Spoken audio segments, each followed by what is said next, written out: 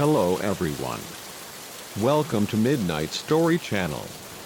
I'm here to help you today. I know many of you listen to these stories to help you drift off to sleep, and I'm honored to be part of your journey. Before we begin, don't forget to like this video and subscribe to the channel. Also, where are you from and what time are you watching now? Take a deep breath, get comfortable, and allow yourself to relax. Your story is about to begin. Story 1. I never imagined a humble baby stroller could spark a descent into terror, but as I crouched in my shadowed apartment, heart pounding to the rhythm of a lock being tampered with, I understood how gravely I'd misjudged. It all began a mere fortnight ago. I'd just uprooted my life to Chicago, my 6-month-old daughter, Lily, my sole companion. Funds were scarce, every penny pinched, and a new stroller was a luxury far beyond reach. So, I turned to the digital marketplace of Craigslist, sifting through endless posts until one caught my eye, a barely touched-up Payable Vista, gleaming in photos, offered at a fraction of its original cost. The seller, a woman named Ellen, lived just a few blocks away in a nearby neighborhood. I fired off a message, and we agreed to meet at her place the following afternoon.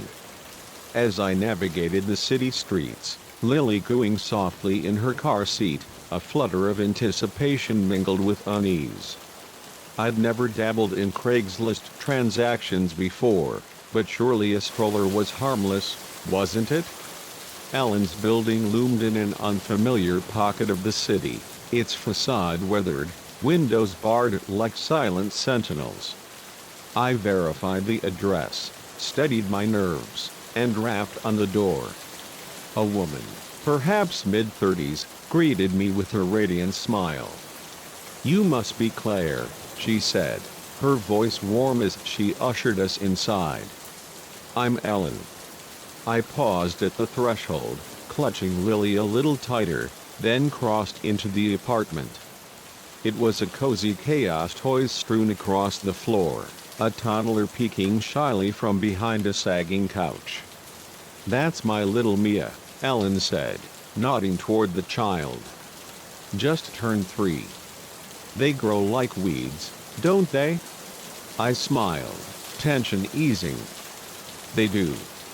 Lily's already 6 months, and I'm still catching up." Ellen guided me to the living room, where the stroller stood like a polished trophy. It was pristine, not a scuff to betray its second-hand status. As I inspected its folds and wheels, Ellen prattled on about her kids, peppering me with questions about Lily. The conversation felt like a warm blanket, ordinary and reassuring. After a test drive around the cluttered room and a quick exchange of cash, Ellen helped me wrestle the stroller to my car. "Drive carefully," she called as I buckled Lily in. "The roads can be wild out there." I waved, a glow of satisfaction warming me as I pulled away. It wasn't until I was weaving through traffic that her parting words struck me as peculiar. How did she know my route home? I brushed it off, chiding myself for paranoia. Ellen was just being kind, nothing more. The next few days passed in a blur of routine. The stroller glided flawlessly, and my unease about Ellen faded like a bad dream. But on the 4th day, something shifted.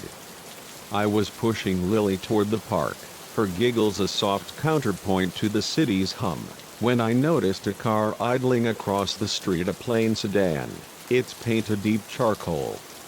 The driver's gaze seemed fixed on us. When I met his eyes, he snapped his head away, as if caught.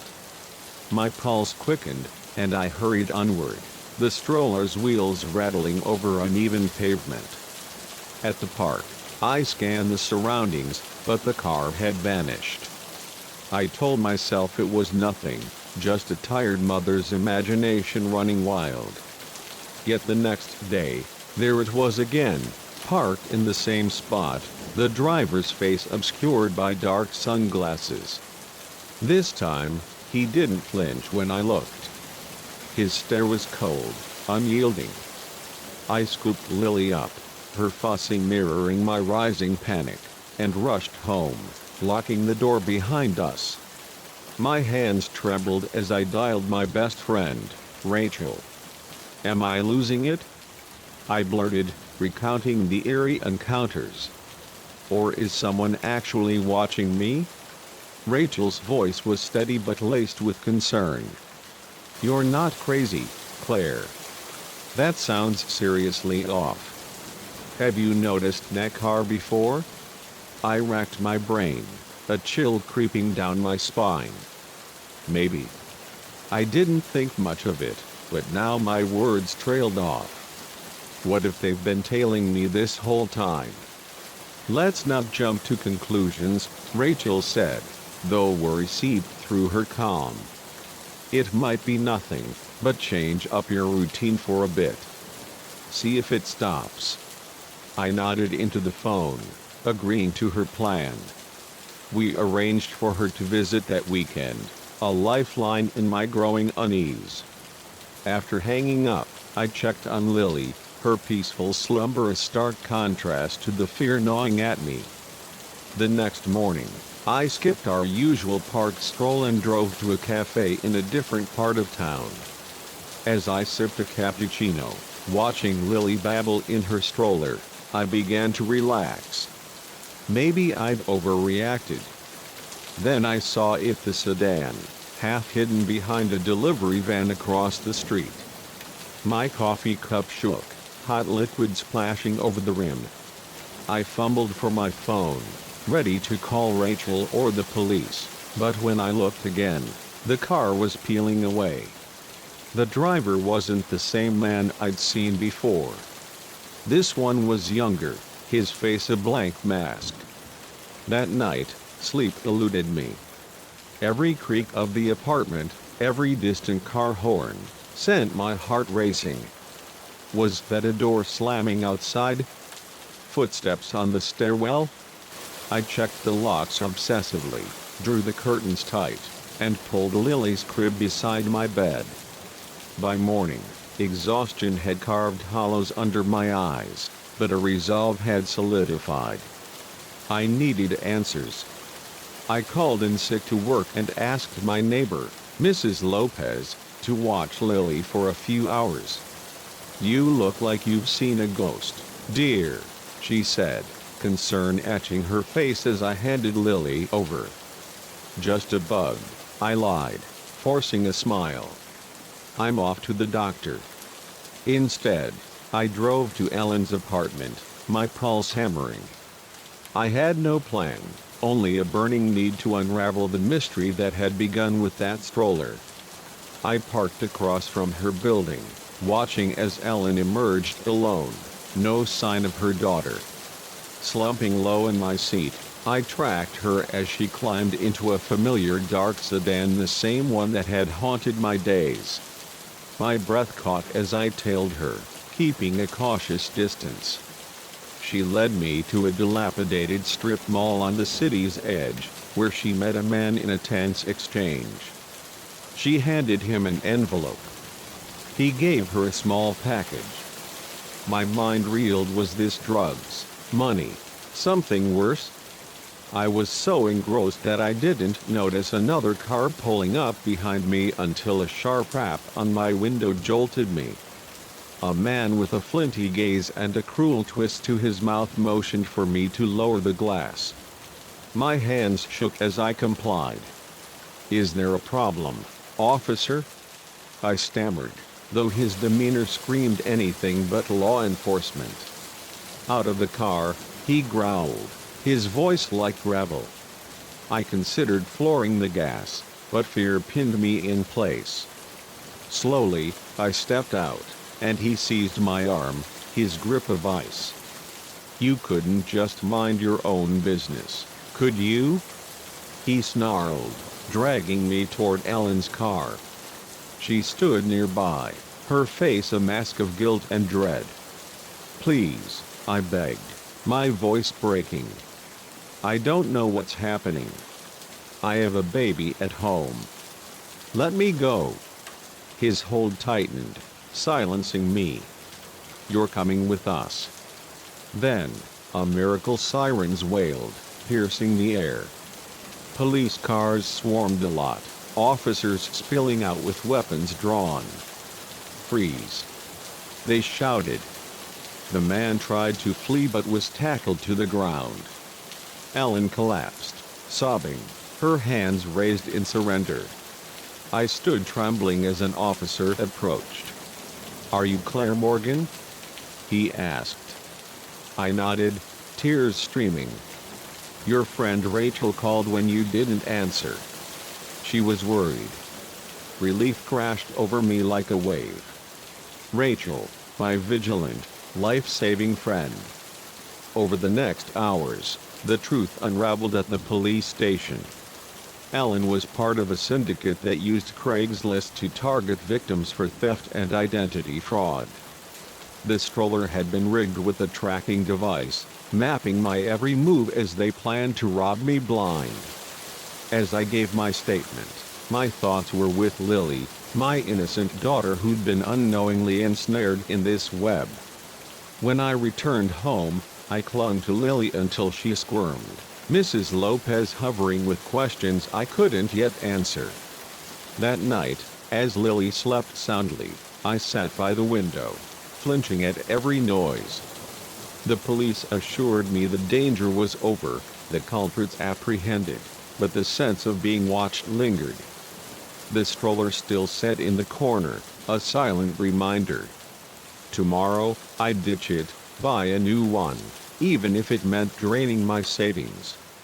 For now, in the stillness, I let the tears fall for the terror I'd endured, the trust I'd lost, and the stark truth that the most mundane choices can lead to unimaginable peril.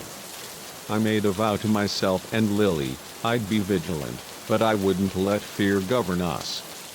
We'd survived, and we'd emerge stronger. But one thing was certain, I'd never touch Craigslist again. Story 2. I never imagined a quiet trek through the wilderness could thrust me into a heart-pounding dance with death, but as I crouched in the gloom, ears pricked for the murmurs of dangerous men, I discovered how swiftly a haven can twist into a gauntlet of terror. It was meant to be a straightforward retreat, 3 days alone in the Rockies, a salve for a soul battered by a messy breakup and the relentless churn of city life. The outdoors had always been my sanctuary, the sigh of wind through towering pines, the vast stillness that muted the world's chaos. When I found a secluded trail promising solitude, it seemed like a gift from the heavens. The first day delivered on that promise. The air was crisp, laced with the tang of resin, and the vistas unfolded like a master's canvas, each ridge and valley stealing my breath. I hiked until my legs burned, pitching my tent as the sun bled into the horizon. By a small fire, I watched the stars emerge, a profound calm wrapping me in its embrace, the kind I hadn't felt in years. The second day, however, unraveled that serenity. I'd been trudging for hours, the path growing feral, its markers swallowed by tangled underbrush. The forest closed in, branches weaving a canopy that dimmed the daylight. I was weighing whether to turn back when a clearing flickered into view, and at its heart stood a dilapidated cabin, its timbers weathered to a ghostly gray. A spark of curiosity overrode my caution. I crept closer, my steps hushed by a thick layer of pine needles. The cabin was a relic, its windows veiled in grime, but a shiny padlock on the door gleamed incongruously, a modern sentinel on an ancient frame. A whisper of unease urged me to retreat, to cling to the trail, but the mystery of this place rooted me. Perhaps it was the weight of solitude, or a yearning for some echo of humanity after a day and a half alone. I circled the cabin, peering through the murky windows. Shadows hinted at furniture, a table, chairs, suggesting the place wasn't as abandoned as it appeared. As dusk crept in, I decided to camp nearby, telling myself it was for rest, though deep down, I knew I was tethered by the hope of glimpsing the cabin's occupant.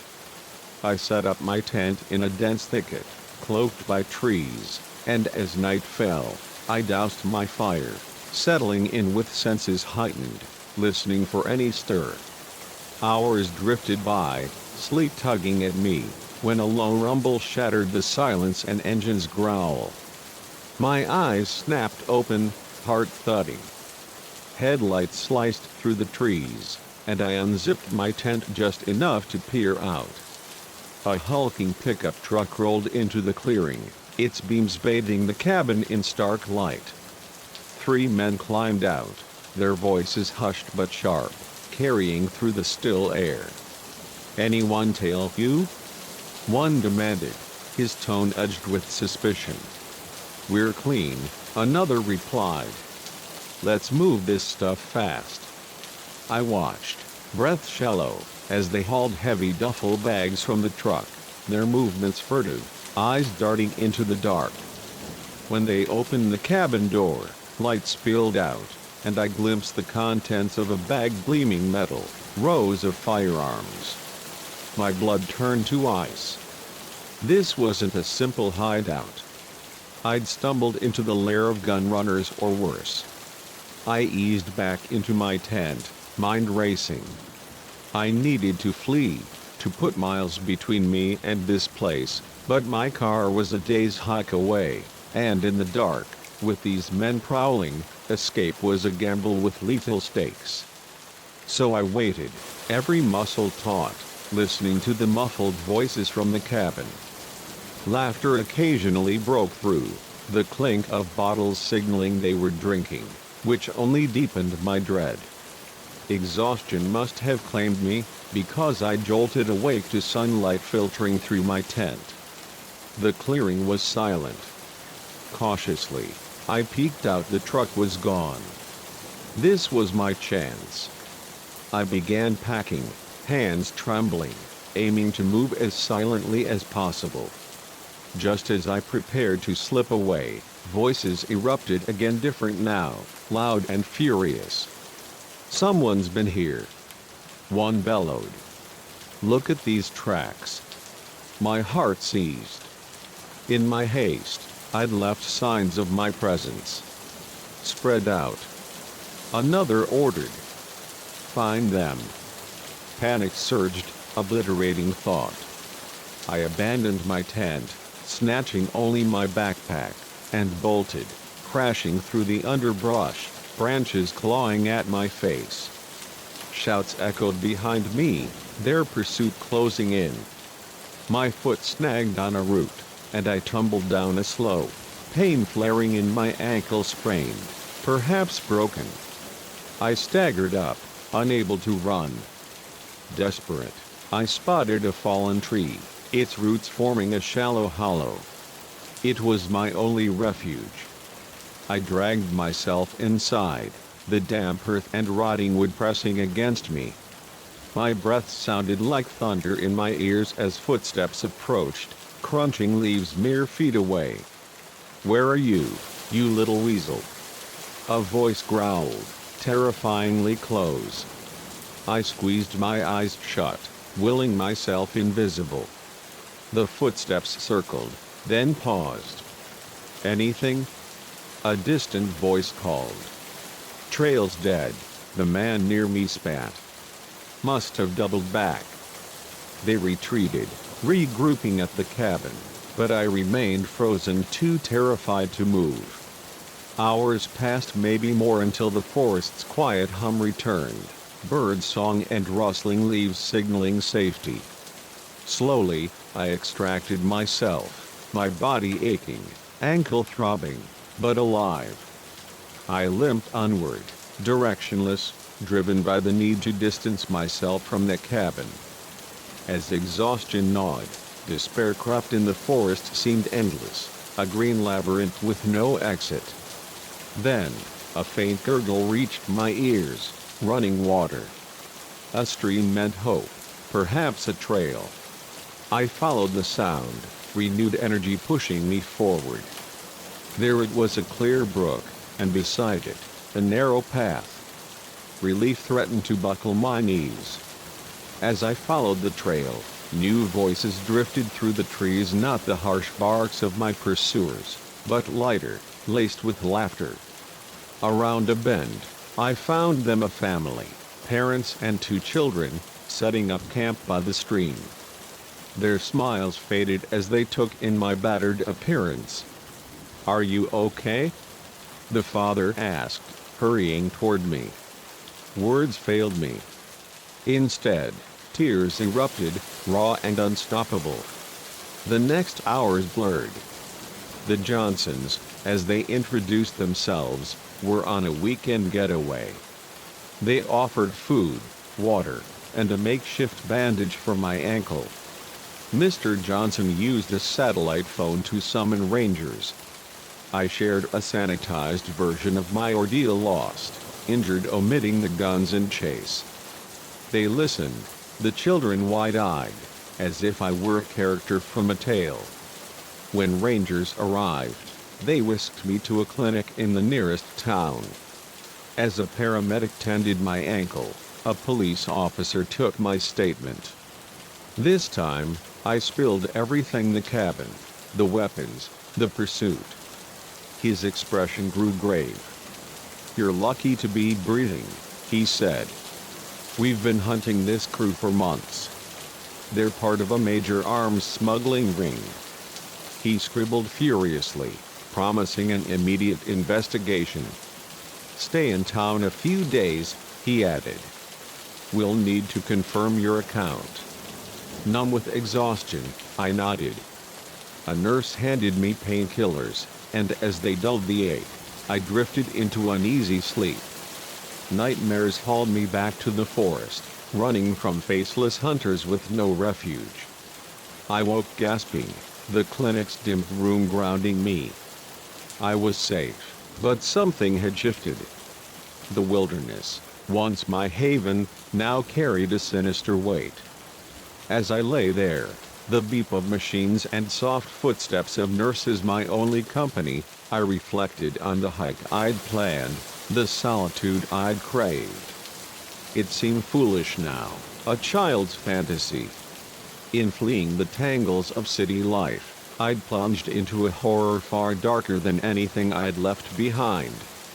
One truth haunted me as I slipped back into sleep: sometimes the real perils aren't in the world we escape, but in the one we rush toward. And in paradise, I'd learned, the deepest shadows conceal the deadliest secrets. Story 3. The scent of iron assaulted my senses before I even crossed the threshold, a grim herald that this welfare check would be anything but routine. What awaited inside that remote farmhouse would sear itself into my soul, a horror that no amount of experience could have braced me for. My name is Rachel, and I've been a social worker for over a decade, navigating the jagged edges of human struggle, neglect, abuse, poverty's relentless grind. But nothing in my years of service prepared me for what I encountered that day. It began with a call from a worried neighbor, their voice tight with unease. The Miller family hadn't been seen in days, they said, an anomaly for their quiet, self-sufficient life on a small farm an hour's drive from the city. Rural families often kept to themselves, but something about this silence felt wrong, heavy with foreboding. I agreed to check on them, jotting down the address with a knot already forming in my gut. The road to the farmhouse was a ribbon of dust, winding through fields that should have been picturesque but instead seemed to loom under the late afternoon sun. Shadows stretched long and sharp, as if the land itself were holding its breath. I tried to shake the unease, blaming it on too many late nights and a vivid imagination, but the feeling clung like damp cloth. When I pulled into the gravel drive, the house stood silent, its curtains drawn tight, No trace of the usual farm bustle, no clucking hens, no hum of a tractor. The family's old pickup truck, a fixture in the yard, was conspicuously absent. I stepped from my car, the air thick and still, not a breeze to stir the overgrown grass. As I approached the porch, my eyes caught on the front door, deep claw marks gouged into the wood, as if something had fought desperately to enter or escape. My pulse quickened. I knocked, the sound reverberating like a warning. "Hello? Mr. and Mrs. Miller? It's Rachel from Social Services, here to check in," silence answered, oppressive and unbroken. I knocked again, louder, but the house remained mute. Protocol dictated I should leave, document the visit, and try again later. But a prickle at the base of my neck held me there, an instinct honed by years of reading the unspoken. Something was terribly wrong. I tested the door handle, expecting resistance, but it turned with unsettling ease. The door creaked open, and a wave of coppery stench hit me, so potent I gagged, my hand flying to my mouth. "Anyone home?" I called, my voice trembling despite my effort to stay composed. No response, only the faint groan of floorboards beneath my weight as I stepped inside. The interior was cloaked in shadow, the drawn curtains choking out the daylight. As my eyes adjusted, I saw chaos: a lamp shattered on the floor, a chair tipped over, and then the blood. It was everywhere, streaked across walls, pooled in dark, tacky patches on the hardwood. My heart hammered, every nerve screaming to flee, but duty anchored me. If anyone was still alive, I had to find them. I moved deeper into the house, my shoes sticking to the floor with each step, the metallic reek growing stronger.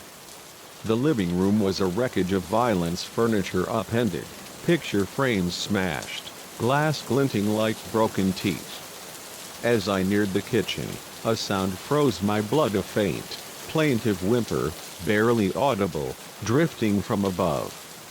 "Hello?" I called, louder now. "Is someone there? I'm here to help." Another whimper, clearer, unmistakably human. It came from upstairs. I gripped the banister, each creaking step amplifying the silence of the house. The blood trail snaked along the hallway, leading to a closed door at the far end. The whimpering grew, threaded with soft sobs. My heart thundered as I approached, my hand shaking on the knob. "I'm coming in," I said, my voice a whisper. I pushed the door open. The room was dim, but in the corner, I made out a small figure curled into itself. As my vision sharpened, I saw her, a girl, no older than 6, her blonde hair matted, her clothes soaked in blood. "Hey there," I said, forcing calm into my tone despite the terror clawing at me. "My name's Rachel. I'm here to help. Are you hurt?" She lifted her head, eyes wide with fear, but as I studied her, relief flickered: she wasn't injured. The blood wasn't hers. I took a cautious step forward, and she flinched. "It's okay," I soothed. "I won't hurt you. Can you tell me your name?" Her voice was a tremor. "Ellie." I knelt to her level, keeping my movements slow. "Hi, Ellie. Can you tell me what happened? Where are your parents?" Her face crumpled, sobs shaking her small frame. She pointed a trembling finger toward the closet, where a dark stain seeped from beneath the door, spreading across the carpet like a malevolent tide. My stomach churned. I knew what I'd find, but I had to be certain. "Ellie," I said, steadying my voice, "I need you to close your eyes for me, okay? Keep them shut until I say it's safe. Can you do that?" She nodded, squeezing her eyes tight. I rose, legs unsteady, and approached the closet. The smell was unbearable now, a suffocating blend of decay and iron. I gripped the handle, took a ragged breath, and pulled the door open. The sight would haunt me forever. Mr. and Mrs. Miller, or what remained of them, slumped in a mutilated heap, their bodies torn beyond recognition. Between them lay a boy, Ellie's brother, his lifeless eyes staring into nothingness, dead for days. I staggered back, bile surging. I slammed the door shut and vomited onto the bedroom floor, my vision swimming. What could have done this? It looked like the work of a beast, but no animal I knew could wreak such precise, savage destruction. And how had Ellie survived? I turned to her, still huddled with eyes clenched shut. "Ellie," I rasped, wiping my mouth, "you can open your eyes. We're leaving now. I'll take you somewhere safe." She nodded, her gaze fluttering open, and after a moment's hesitation, she took my outstretched hand. We descended the stairs, my phone useless without signal. The fresh air outside was a lifeline, but as I helped Ellie into the back seat of my car, a sound stopped my heart, a low, guttural snarl. I turned slowly, scanning the overgrown field beside the house. Something moved in the tall grass, massive and low to the ground. In the fading light, I glimpsed matted fur, glinting claws, and eyes that burned like embers, locked on us. Fear paralyzed me, but instinct took over. I threw myself into the driver's seat, slamming the door as the engine roared to life. The creature burst from the grass, charging with unnatural speed, its jaws gaping to reveal rows of jagged teeth. I floored the accelerator, tires spitting gravel as we reversed. In the rearview mirror, it was a nightmare made flesh, claws raking the trunk. "Hold on, Ellie," I shouted, swerving to shake it off. For miles, it pursued us, relentless, its form a blur in the mirror. Only when we reached the main road, other cars flickering into view, did it finally fall back, vanishing into the dusk. As city lights appeared on the horizon, I glanced at Ellie, curled silently in the back seat, a survivor of horrors I couldn't fathom. "We're safe now," I said, more to myself than her, but the words felt hollow. We had escaped, but safety was a lie shattered by what we'd seen. That creature was still out there, a shadow in the wild. At the police station, I recounted everything, the officer's face hardening with each detail. "We'll investigate," he promised, but his eyes betrayed doubt. Ellie was placed with a foster family, her silence a wall no one could breach. I drove home, the countryside's quiet beauty now a facade hiding unspeakable threats. Every rustle, every shadow, carried the echo of that snarl. I vowed to protect Ellie, to uncover the truth behind her family's slaughter, but deep down, I knew some terrors defied explanation. The world I'd known had cracked open, revealing a darkness that lingered beyond the dawn. As I lay awake that night, the memory of those glowing eyes burned behind my lids, a reminder that some monsters were all too real, and the quiet places we trusted could harbor the deadliest secrets. Story 4. The sun beat down on Sunset Beach, its golden rays masking a darkness that would soon unravel my world. What began as a routine shift in the lifeguard tower spiraled into a confrontation with evil so brazen it walked among us in the light of day. My name is Ethan, and I've been a lifeguard at Sunset Beach for 5 summers, a job that blended sun-soaked days with the occasional thrill of a rescue. The gig was straightforward: watch the waves, save the reckless, and soak in the coastal breeze. But nothing in my training could have steeled me for that sweltering July afternoon when the tide brought something far more sinister than a riptide. The morning unfolded like any other.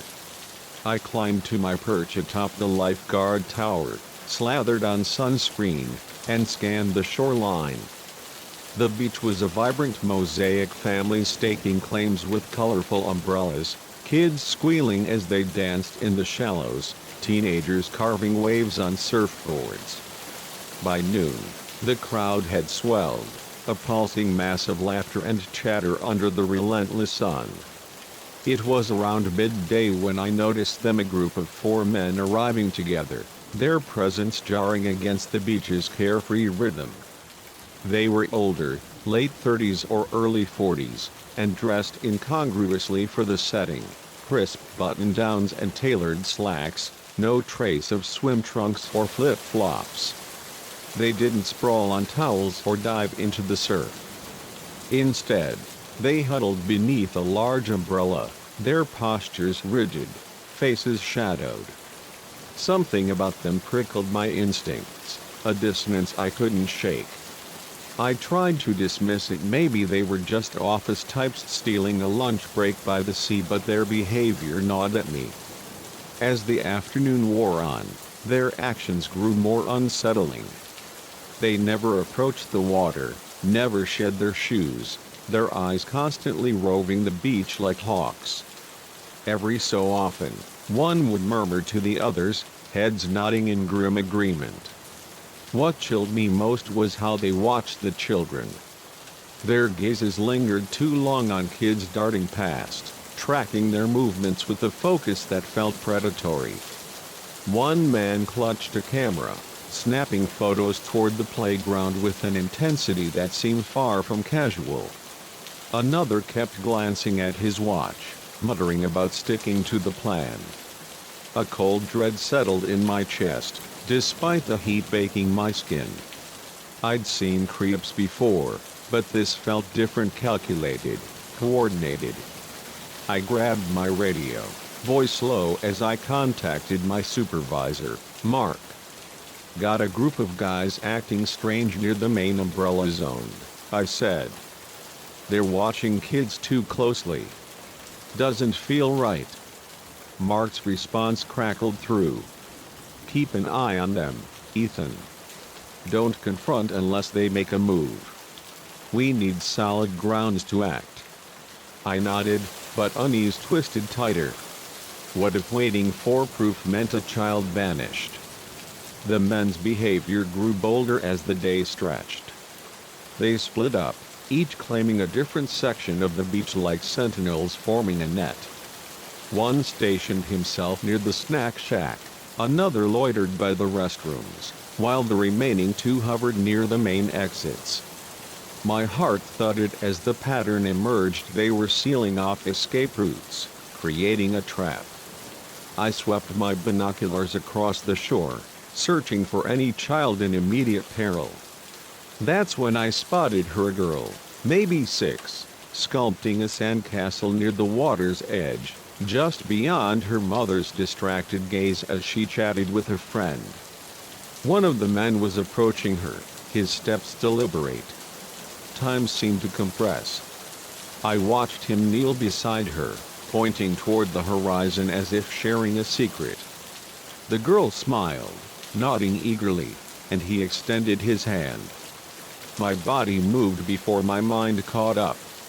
I leaped from the tower, whistle clenched between my teeth, blowing it with all my lung power as I sprinted across the sand. Hey! I roared, closing the distance. Back away from her. The man's head whipped up, eyes flashing with surprise, then narrowing to slits of anger. He dropped the girl's hand and bolted, weaving through the crowd. I wanted to give chase, but the child's safety came first. I skidded to a halt beside her as her mother rushed over, alerted by the whistle's shrill cry. What's happening? She demanded, scooping her daughter into her arms. Ma'am, stay with your child, I said, struggling to keep my voice steady. That man may have been trying to abduct her. Alert staff if you see him again. Her face drained of color, clutching her daughter tighter. I didn't wait for her response, my eyes already tracking the other men. They were moving now, their cover blown, scattering like roaches in sudden light.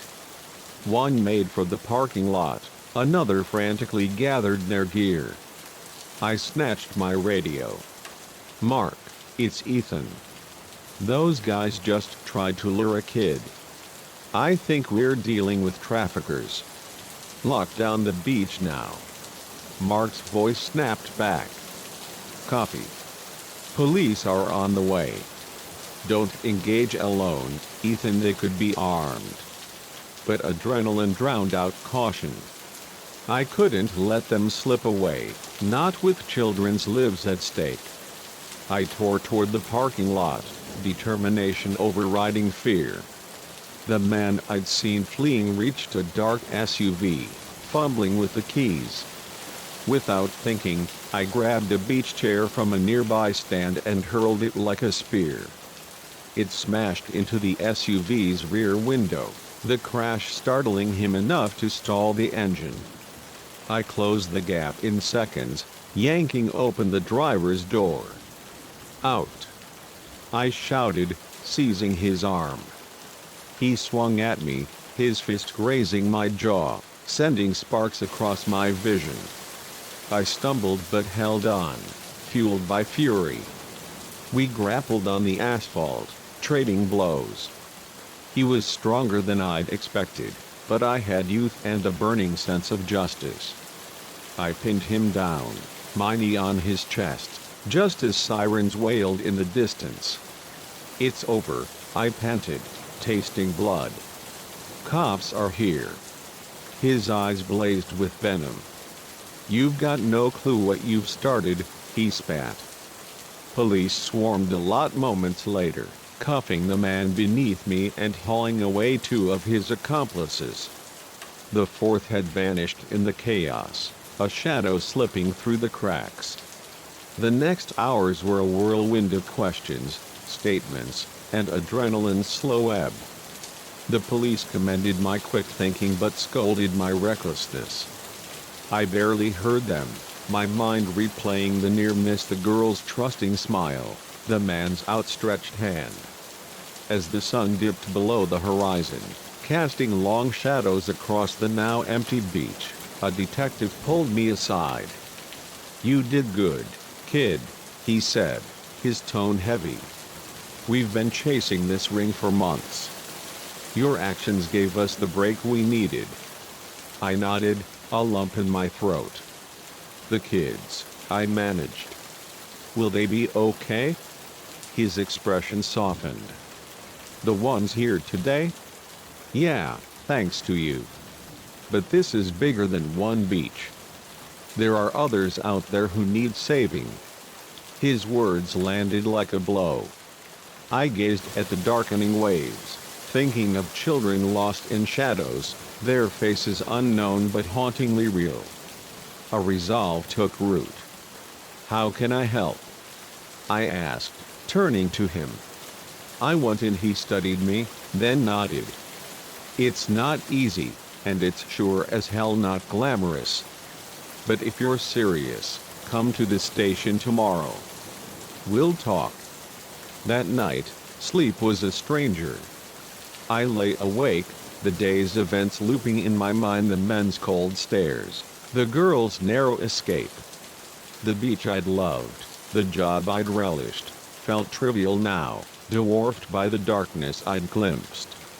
I thought of all the children who might not be as fortunate, their futures hanging by a thread. By dawn, a new purpose had solidified. I couldn't erase what I'd seen, couldn't silence the man's chilling words, but I could channel this anger, this drive, into something more. I stood, the first light painting my room gold, and knew my days as a carefree lifeguard were over. A different vigilance called now, one that guarded not just the shore but the innocent caught in unseen nets. In the months that followed, I trained with a ferocity I hadn't known I possessed, joining the fight against those who preyed on the vulnerable. The beach remained, its waves eternal, but I carried a new weight, the knowledge that monsters didn't always lurk in shadows. Sometimes they stood in plain sight, cloaked in normalcy, and it took a watchful eye to see them for what they were. If you ever find yourself on a crowded beach, basking in the sun's warmth, take a moment to look beyond the laughter. Watch the ones who don't belong, whose eyes linger too long. Because sometimes, the greatest danger isn't in the deep water, it's in the hands that reach out when no one's looking. And for every child saved, there are countless others waiting for someone to stand guard. Story 5. The desert sun scorched the Valley of the Kings, its relentless glare unable to dim the thrill of discovery until a single find plunged me into a labyrinth of danger where the past refused to stay buried. My name is Dr. Evelyn Harper, an archaeologist who has spent years deciphering the whispers of ancient Egypt, piecing together histories from crumbling hieroglyphs. But no tome or artifact could have prepared me for the pulse-pounding odyssey that began on a blistering afternoon during my third season at a dig site near Luxor. The heat was a tyrant, pressing down on my team as we sifted through the sands of a promising plot. Weeks had yielded little more than pottery fragments and the odd trinket, each find catalogued with care but lacking the spark of revelation. That all changed when my trowel struck something unyielding. "Everyone, over here!" I called, my voice trembling with excitement. My colleagues gathered, dust clinging to their sweat-streaked faces, as I brushed away the sand. A shape emerged, a small wooden chest, its surface etched with intricate carvings that defied recognition. Dr. Harper, my assistant, Nathan, breathed, softening his usual skepticism. "This doesn't match anything we've documented." He was right. The chest was an anomaly, older than the era we were excavating, its preservation eerily pristine, as if time had spared it for reasons unknown. My hands shook as I lifted the chest from its earthen cradle, its weight surprising for its modest size. A faint rattle hinted at contents within.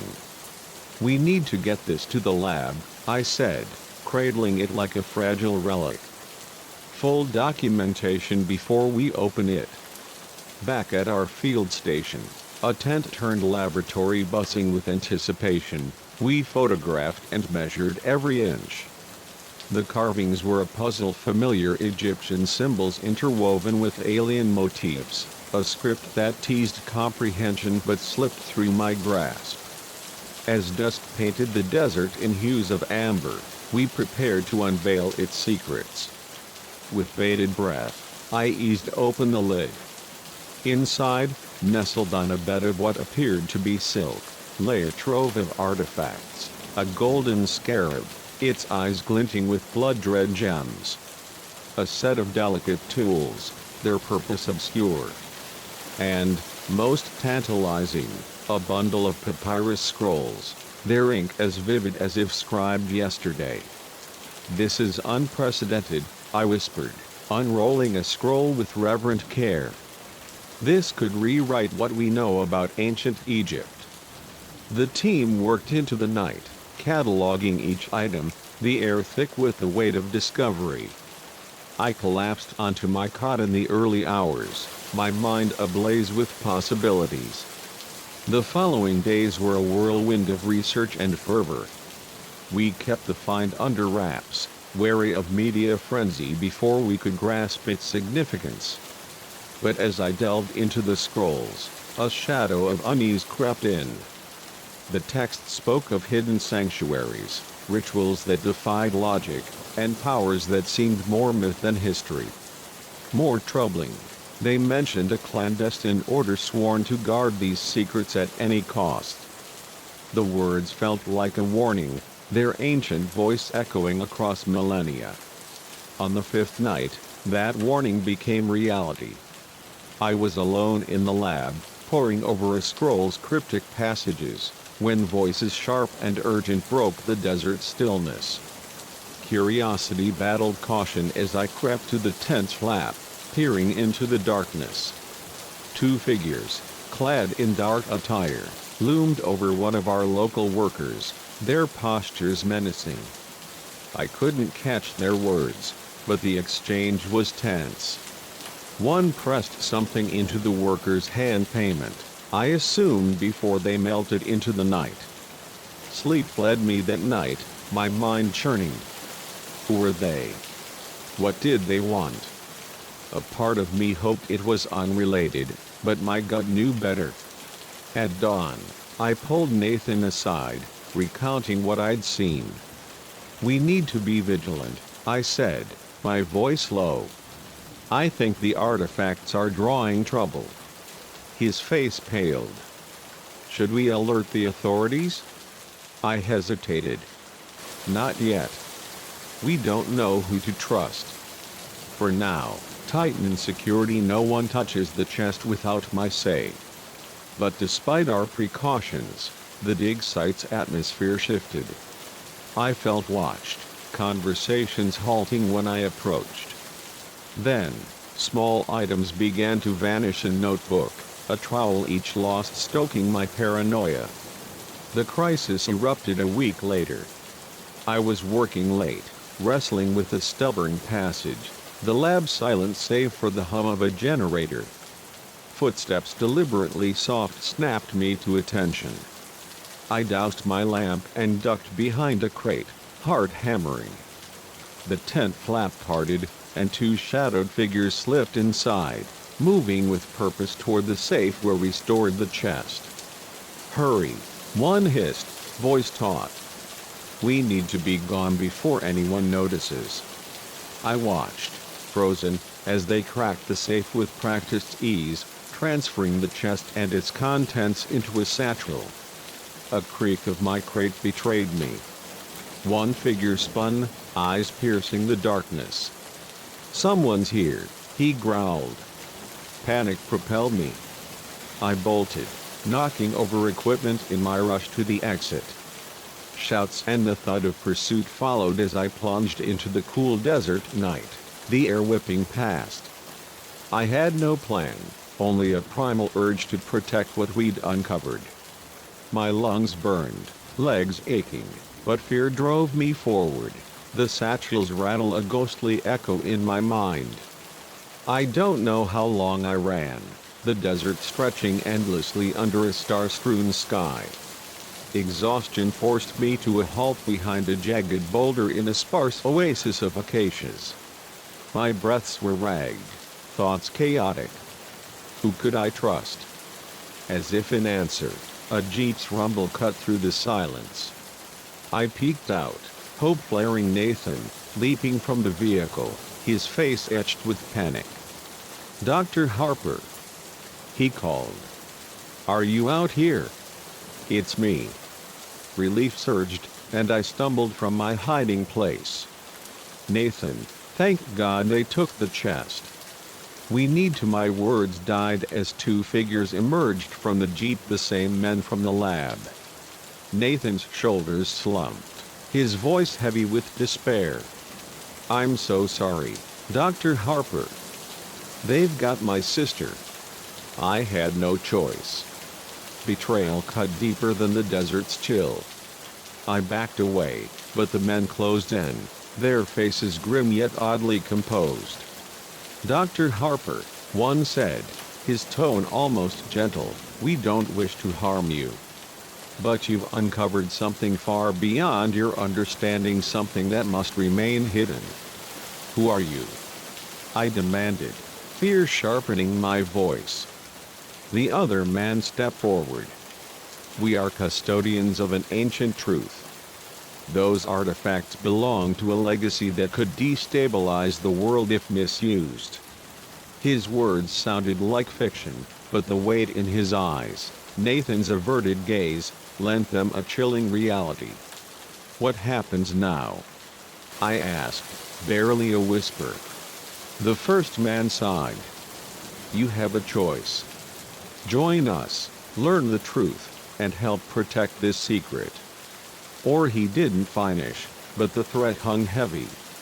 I glanced at Nathan, at the satchel spilling artifacts, at the vast desert swallowing my old life. The quiet pursuit of knowledge was gone, replaced by a path fraught with peril. I took a steadying breath. "I'll come with you," I said, "but I want the full truth, every piece." They nodded, relief flickering across their faces, and led me to the Jeep. As we drove into the night, the chest secure beside me, I cast a final glance at the dig site fading in the distance, the grave of my former self. The sands of archaeology had shifted beneath me, and I couldn't help but wonder, in unearthing the past, had I sealed my fate? Only time would tell, but one truth was clear: the dusty relics I chased would never be the same, and neither would I. Story 6. Rain lashed the city streets, turning the world into a kaleidoscope of blurred lights and shimmering reflections, a fitting backdrop for a night that would unravel into a harrowing test of survival. I'm Lorne, and for the past year, I've driven for a ride-share company, weaving through urban sprawl to make ends meet. It's not a dream job, but the flexibility suits me, and the parade of passengers, chatty students, exhausted commuters, quirky strangers keeps things lively. Or so I thought, until a late October evening transformed my routine into a descent into terror. It was a dreary Friday, the kind where the sky seemed to weep endlessly, soaking the city in a relentless downpour.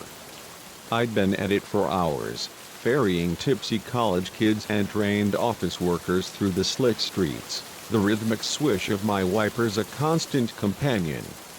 My eyes were heavy, my patience thin, and I was about to log off when my phone pinged with one last ride request. The pickup was on the city's fringes, near a derelict industrial park, a sketchy spot, but the surge pricing flashed a tempting number. I told myself it was just one more fare, a quick trip to pad my night's earnings. What could go wrong on a final run?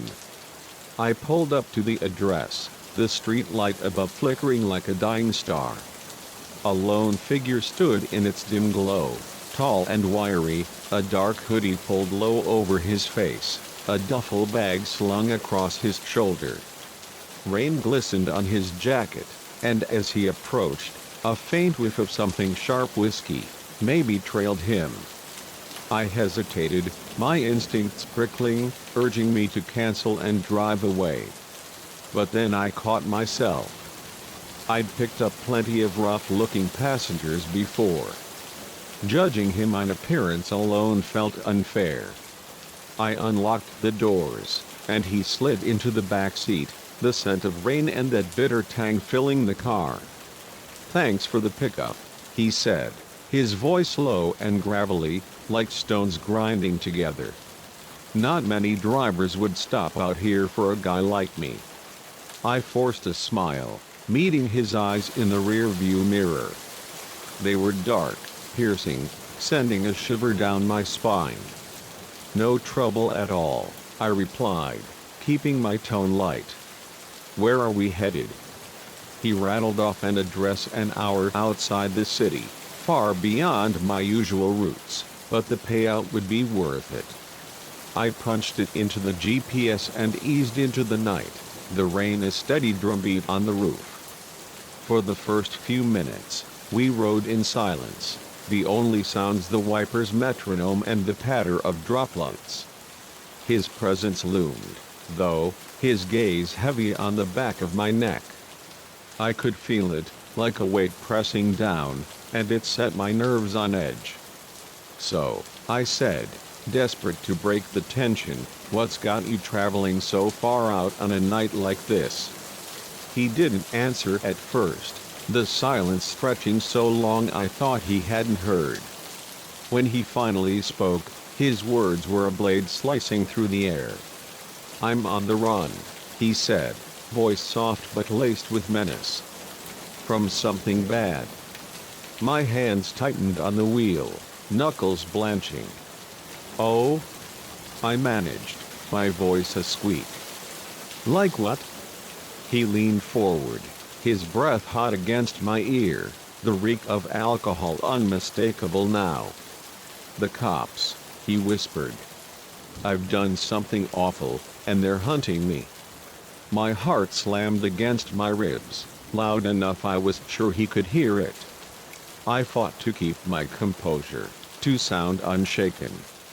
What did you do?" I asked, praying it was a joke, some twisted passenger prank. He leaned back, and I caught the glint of a smile in the mirror, chilling in its certainty. "Why don't you pull over, and I'll show you." Every fiber of my being screamed to floor the gas, to get as far from this man as possible, but we were on a desolate highway, trees looming like sentinels on either side, no exits in sight. My mind raced, searching for an out. "I don't think that's a good idea," I stammered, forcing a laugh. "Let's just get you to your destination, okay?" His hand shot out, gripping my shoulder with a strength that made me flinch. "Pull over. Now." I complied, easing the car onto the muddy shoulder, the rain hammering louder as we stopped. Before I could react, he was out, circling to my door with alarming speed. I fumbled with the lock, but he was faster, yanking the door open and dragging me into the storm. I stumbled, knees sinking into the cold, wet earth, rain mingling with the panic flooding my senses. He loomed above me, a wicked knife gleaming in his hand, its blade catching the faint glow of my headlights. "Please," I begged, tears blurring with the rain on my face, "you don't have to do this." He crouched, bringing the knife close to my cheek, his eyes glinting with a twisted tenderness. "Oh, but I do," he murmured. "You've seen too much, darling. No witnesses." I braced for the blade's bite, eyes squeezed shut, but instead, a sound jolted me, laughter, deep and guttural, shaking his frame. My eyes flew open. He was doubled over, wiping tears of mirth from his face. "Oh, you should see yourself right now," he gasped, hauling me to my feet. "Priceless." I stared, my mind struggling to process the shift. What's happening?" I choked out. He grinned, the menace gone, replaced by a boyish glee. "It's a prank, sweetheart. For my YouTube channel. Got it all on camera." He pointed to a small device pinned to his hoodie. "You've been had." Relief crashed over me, a tidal wave that left me trembling, but it was swiftly drowned by rage. "Are you serious?" I shouted, shoving him hard enough to make him stumble. "You scared me to death. What's wrong with you?" His grin faltered, a flicker of unease crossing his face. "Hey, chill, it's just a bit of fun. People eat this stuff up online." I opened my mouth to tear into him further, but a new sound cut through the night sirens, growing closer, their wail a sharp contrast to the rain's drone. His face drained of color, the cocky facade crumbling. "Someone must have seen us," he muttered, panic creeping into his voice. "We gotta go." I planted my feet, fury anchoring me.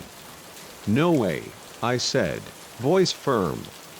"You can explain your prank to the cops yourself." His expression hardened, the playful mask slipping away entirely. "I'm not asking," he growled, grabbing my arm with a grip that bruised. The menace was back, and this time, I knew it was no act. I struggled, but he was stronger, dragging me toward the car, his fingers digging into my flesh. In that moment, survival instinct surged.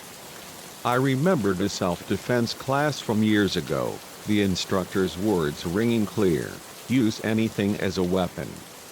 My free hand found the car keys in my pocket, their jagged edges a lifeline. In one fluid motion, I whipped them out and raked them across his face. He howled, releasing me to clutch his bleeding cheek. I didn't hesitate, sprinting down the highway toward the approaching sirens, rain soaking me to the bone. His footsteps pounded behind, curses cutting through the storm, but adrenaline propelled me faster than I'd ever run. The police car's lights pierced the darkness, a beacon of hope. I waved frantically, screaming, "Help! He's after me!" The car screeched to a halt, two officers leaping out, guns drawn. "Get down!" one shouted. I dropped to the asphalt, heart racing. A scuffle erupted behind me, then the sharp click of handcuffs. The officers hauled me to my feet, and I turned to see my attacker Derek, as I'd later learn being shoved into the squad car, his face a mask of fury, blood streaking from the gash I'd left. "You okay, ma'am?" an officer asked, draping a blanket over my shoulders. I nodded, shaking, the shock settling in. "I think so," I whispered. "Thank you." At the station, the truth unfolded over hours of statements and lukewarm coffee.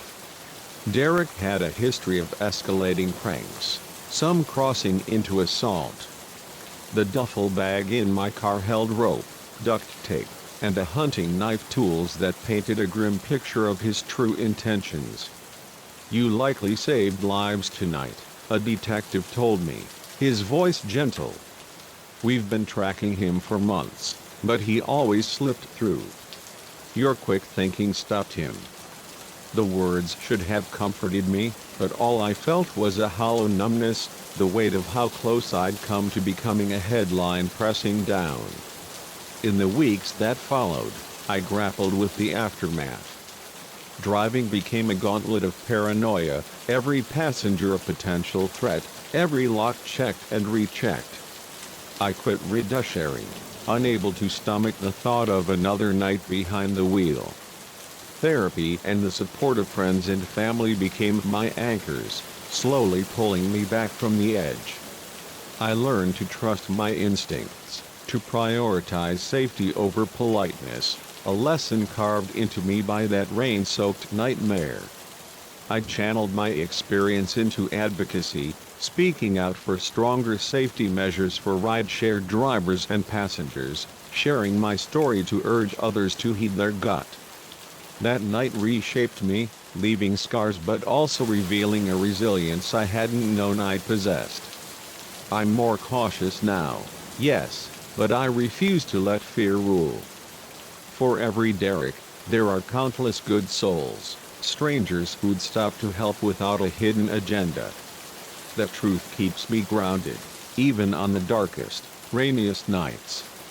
If you're ever behind the wheel or hitching a ride, trust that quiet voice within. It might just be the difference between a safe journey and a nightmare you can't outrun. The road can be treacherous, but it's also paved with kindness if you know where to look. Story 7. The wind howled around the steel skeleton of the Century storage warehouse, its eerie wail a prelude to a night that would transform a mundane shift into a desperate fight for survival.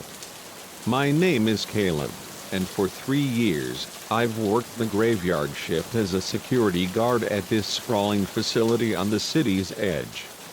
It's a quiet gig, mostly patrolling endless aisles of crates, sipping coffee, and scribbling notes for the crime novel I've been nursing in the downtime.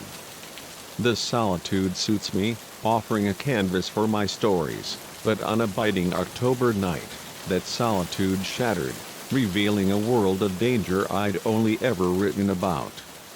I settled into the security office, a cramped box of monitors and flickering lights, my thermos steaming and my tattered notebook open to a half-finished chapter. The first few hours dragged uneventfully. I made my rounds, flashlight beam cutting through the cavernous warehouse, checking locks and peering down rows of stacked boxes that stretched into the shadows. The place was a labyrinth, its metal shelves towering like silent giants. Usually, the quiet was a comfort, but tonight, an unease gnawed at me. Maybe it was the wind's relentless moan, rattling the roof, or the tense scene I'd written earlier, but something felt off, like the air itself held its breath. Around 2 a.m., a sound pierced the ambient hum, a faint metallic clang, alien to the warehouse's usual groans. I froze, muting the small TV in the office, ears straining. There it was again, sharper now, followed by a muffled murmur of voices. My pulse quickened. In 3 years, the strangest noises I'd chased turned out to be a stray cat or a toppled crate. This was different. This was human. I reached for my radio to call for backup, but as I pressed the button, static hissed back. The north section, where the sound originated, was a dead zone too far for the signal to pierce the maze of steel. I faced a choice: retreat to the office, phone the police, and risk whoever was here slipping away, or investigate alone and gather proof. Looking back, I know the smart move was to call for help, but in that moment, fueled by adrenaline and a reckless confidence from my fictional heroes, I chose to go in. I grabbed my flashlight, switched it off to stay unseen, and crept toward the north section, my steps deliberate, heart thudding in my chest. The voices grew clearer as I approached, snatches of conversation floating through the aisles. "Move faster," one voice snapped, low and urgent. "We're on a clock." "I'm trying," another replied, strained. "This stuff weighs a ton." I edged closer, my breath shallow, until I reached a corner. Peering around it, I saw them, 5 figures in dark clothing, loading crates onto a forklift. My eyes locked on one crate, its label familiar: Tech Components, delivered last week for a local firm. But as one man pried it open, my blood ran cold. Inside gleamed rows of rifles, their metal catching the dim light. This wasn't petty theft. This was a smuggling operation, and I'd walked right into its heart. A gasp escaped me, involuntary, and one of the men's heads snapped up. Our eyes met, a split-second eternity, before chaos erupted. "We've got a problem," he shouted, hand darting to his waist. I didn't wait to see what he reached for. I turned and ran, my boots pounding the concrete, the sound drowned by their yells and the clatter of pursuit. I wove through the aisles, the warehouse's layout my only advantage, but they knew it too, their footsteps echoing from multiple directions, cutting off my paths. I hit a dead-end aisle, shelves looming like a trap. Panic clawed at me as their voices closed in desperate. I scanned for an escape and spotted a narrow gap between 2 massive crates, barely wide enough for me. I dove in, scraping my arms on rough wood, and wedged myself tight, holding my breath. Their flashlight beams swept past, voices sharp with frustration. "He's here somewhere," one growled. "Check every corner." I stayed motionless, lungs burning, as they scoured the area. For a moment, I thought I'd evaded them, but a voice barked, "Look closer." He didn't just vanish. My heart sank. It was only a matter of time. Fumbling in my pocket, I pulled out my phone. No signal, as expected, but then I remembered the emergency call feature. Even without bars, it might connect to 911. With trembling fingers, I dialed, pressing the phone to my ear. The seconds stretched like hours until a voice answered, a lifeline in the dark.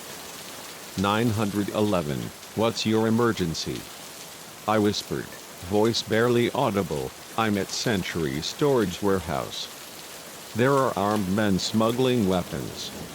I'm hiding, but they're searching for me. Please hurry. The operator's calm cut through my fear. Stay calm, sir.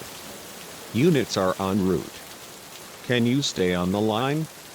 Before I could reply, a hand seized my ankle, yanking me from the gap. My phone clattered to the floor, the operator's voice fading as I was dragged into the open. A man in a ski mask towered over me, his eyes cold and furious. Thought you could play hide and seek, rent a cop? He sneered. I was hauled to my feet, arms twisted behind me, and shoved to my knees before the others. The leader, a tall figure with a jagged scar slicing his cheek, studied me like a specimen. What do we do with him? One asked. The leader's gaze was calculating. No witnesses, he said finally. Deal with him, then we finish loading. Despair gripped me as one of the men raised a pistol, its barrel a black void. I closed my eyes, bracing for the end, my mind flashing to my unfinished novel, to the quiet nights I'd never see again. I'd been too curious, too foolish, and now I'd pay the price. But instead of a gunshot, a glorious sound shattered the moment's sirens, swelling like a chorus, closing in fast. The warehouse exploded into pandemonium. The men scattered, weapons clattering as they bolted for the exits. Police. Freeze. Echoed through the aisles, footsteps thundering. I opened my eyes to see officers flooding the space, one cutting the zip ties binding my wrists. You okay? He asked, voice urgent. I nodded, dazed, as the world spun around me. The next hours were a blur of questions, statements, and the slow ebb of adrenaline. The police apprehended most of the men, though a couple slipped through the chaos. They uncovered a sprawling weapons smuggling network that had operated under my nose for months, hidden in plain sight. As dawn broke, painting the warehouse windows with pale light, a detective approached, his face etched with respect. Mr. Hayes, he said, your actions tonight likely saved countless lives. These weapons were headed for the wrong hands, and you stopped them. I mumbled, just doing my job, but his words sank deep. As I watched the police process this scene, a shift stirred within me. The fear and chaos faded, replaced by a spark of purpose I'd never known.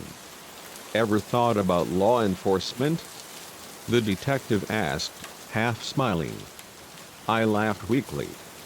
I've had enough excitement for a lifetime. But his question lingered, a seed planted in fertile ground. In the weeks that followed, I couldn't shake the memory of that night, the glint of guns, the cold press of mortality.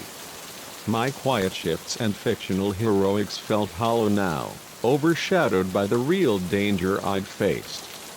I thought of the lives those weapons might have claimed, the ripple effect of my split-second choices. 6 months later, I enrolled in the police academy, a decision as daunting as it was inevitable. The training was grueling, but every doubt was silenced by the memory of that warehouse, of the courage I'd found when it mattered most. Now, as I patrolled the city's streets, my cruiser a far cry from the security office, I often reflect on that October night. A single sound, a reckless choice, had redirected my life's course, pulling me from the sidelines into the fray. The warehouse still stands, its aisles silent, but it taught me a truth I carry always. The greatest dangers often hide in the most ordinary places, waiting for someone to shine a light. And when the moment comes, it's not just about courage, it's about knowing when to call for backup, and when to stand your ground. If you're ever alone in the quiet of a late shift, and a sound doesn't belong, Don't ignore it. The line between routine and revelation is thin, and sometimes, the stories we live are far stranger and far braver than the ones we write. Story 8.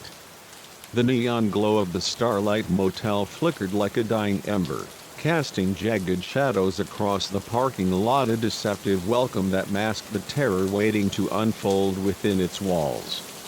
My name is Tom, and I'm a traveling salesman, crisscrossing the country in a beat-up sedan, peddling industrial supplies to small-town businesses. It's a life of long highways and longer nights, each stop blurring into the next, one dingy motel indistinguishable from another. I'd grown accustomed to the routine, finding comfort in the predictability of check-ins and instant coffee. But on a chilly October evening, that routine shattered, plunging me into a nightmare where the friendliest face hid the darkest intentions. I pulled into the Starlight Motel's lot after a grueling day of rejections, my eyes heavy and my back aching from hours behind the wheel. The sign buzzed weakly, half its letters dark, but the rates were cheap, and exhaustion trumped any qualms about aesthetics. The front desk clerk, a wiry man with a weathered face and a grin too wide for the hour, greeted me like an old friend. "Evening, traveler," he chirped, his voice gratingly cheerful. "Rough day on the road?" I nodded, managing a tired smile as I signed the register. His questions came fast. Where was I from? What brought me here? Each one probing a bit too deeply for a stranger. I brushed it off, chalking it up to small-town curiosity, and took the key to room 12, eager for a shower and a bed. The room was a time capsule of faded glory, peeling wallpaper, a lumpy mattress, and a TV that hummed with static. I dropped my bag, the weight of the day settling over me, and headed for the bathroom. As I turned on the faucet, a faint noise stopped me, a soft thump from the wall, like something shifting in the next room. I paused, listening, but the sound didn't repeat. Probably just pipes, I told myself, or another guest settling in. I showered quickly, the lukewarm water doing little to ease the tension in my shoulders, and collapsed onto the bed, drifting into a fitful sleep. I woke with a start, the room cloaked in darkness, the clock glowing 2:17 a.m. A new sound had roused me, a faint scratching, deliberate, coming from the door. My heart kicked up, the fog of sleep burning away. I sat up, straining to hear. The scratching grew louder, joined by a metallic rasp, like a tool probing the lock. Someone was trying to get in. I slid from the bed, bare feet cold on the worn carpet, and crept to the door, peering through the peephole. The fisheye lens showed nothing but the empty lot, the neon signs flicker casting eerie pulses of light. The noise stopped, but my pulse didn't. I checked the deadbolt still secure and grabbed my phone, only to find no signal, a common curse in these remote stops. The scratching resumed, more insistent, and panic clawed at me. I scanned the room for a weapon, settling on a heavy lamp, its cord dangling like a lifeline. I unplugged it, gripping it tight, and backed into the bathroom, the only space with a lockable door. I barricaded myself inside, wedging a towel under the door for extra resistance, and waited, every nerve taut. Minutes dragged like hours, each sound amplified, the creak of the floor, the distant hum of a car. Then, a new noise, a soft click, unmistakable. The door had been breached. Footsteps, slow and deliberate, crossed the room, pausing as if savoring the hunt. "Come on out, buddy," a voice called, syrupy sweet, unmistakably the clerk's. "Just wanna have a little chat." My blood ran cold. His tone was playful, but it carried a razor's edge, a predator toying with prey. I stayed silent, clutching the lamp, my breaths shallow. The footsteps circled, drawers opening, objects shifting. "You're making this harder than it needs to be," he said, closer now, just outside the bathroom door. The handle rattled, and I braced myself, heart hammering so loud I was sure he could hear it. The door shuddered under a sudden blow, wood splintering, but the lock held. "Fine," he muttered, voice hardening. "We'll do this the fun way." Another crash, the door buckling, and I knew it wouldn't hold much longer. My mind raced, searching for an escape. The bathroom window was small, high on the wall, but it was my only shot. I climbed onto the sink, fingers fumbling with the latch, the glass streaked with grime. The window groaned open, just wide enough for me to squeeze through. I tossed the lamp out first, hearing it clatter on the pavement, and started to haul myself up when the door gave way with a sickening crack. The clerk burst in, his grin twisted into something feral, a hunting knife glinting in his hand. "Going somewhere?" he taunted, lunging forward. I threw myself through the window, the frame scraping my sides, and landed hard on the asphalt outside, pain shooting through my knees. I scrambled to my feet, grabbing the lamp, and sprinted across the lot, the clerk's curses echoing behind me. The motel was a cluster of low buildings, its layout a maze in the dark. I darted between units, the rain-slicked ground threatening to trip me. His footsteps were close, relentless, his voice calling out with mock sweetness. "You can't run forever, Tom." I ducked behind a dumpster, catching my breath, and scanned for options. The highway was too far, and the lot was deserted except for a faint light spilling from another room, its door ajar. I crept toward it, praying for a phone, a person, anything. The room was empty, but a landline sat on the nightstand. I grabbed it, dialing 911, my hands shaking. 911, what's your emergency? The operator asked. "I'm at the Starlight Motel," I whispered, voice barely audible. "The clerk's trying to kill me. He's got a knife. Please, send help." Before she could respond, a shadow loomed in the doorway. The clerk, his grin back, knife gleaming. I dropped the phone and swung the lamp with all my strength, catching him in the shoulder. He staggered, cursing, and I bolted past, back into the night. The lot was a blur, my lungs burning, but I aimed for the office, hoping to find a weapon or a hiding spot. The door was unlocked, and I slipped inside, locking it behind me. The clerk's shouts grew closer, his blade scraping against the glass as he tried to force entry. I rummaged through the desk, finding only papers and a stapler useless. Then, a new sound cut through a car engine, headlights sweeping the lot. Another guest, checking in late. Hope flared. I banged on the window, screaming, "Help! He's trying to kill me." The clerk froze, his eyes darting to the approaching vehicle. The car stopped, and a man stepped out, his face confused but alarmed as he saw me waving frantically. The clerk bolted, vanishing into the shadows as the guest approached. "What's going on?" he asked, peering through the glass. "The clerk," I gasped, unlocking the door. "He broke into my room with a knife." I called 911. The man, a burly trucker named Jim, stayed with me, his presence a shield until sirens wailed in the distance. Police swarmed the motel, searching for the clerk, but he'd slipped away, leaving only my fear-soaked story and the splintered door of room 12.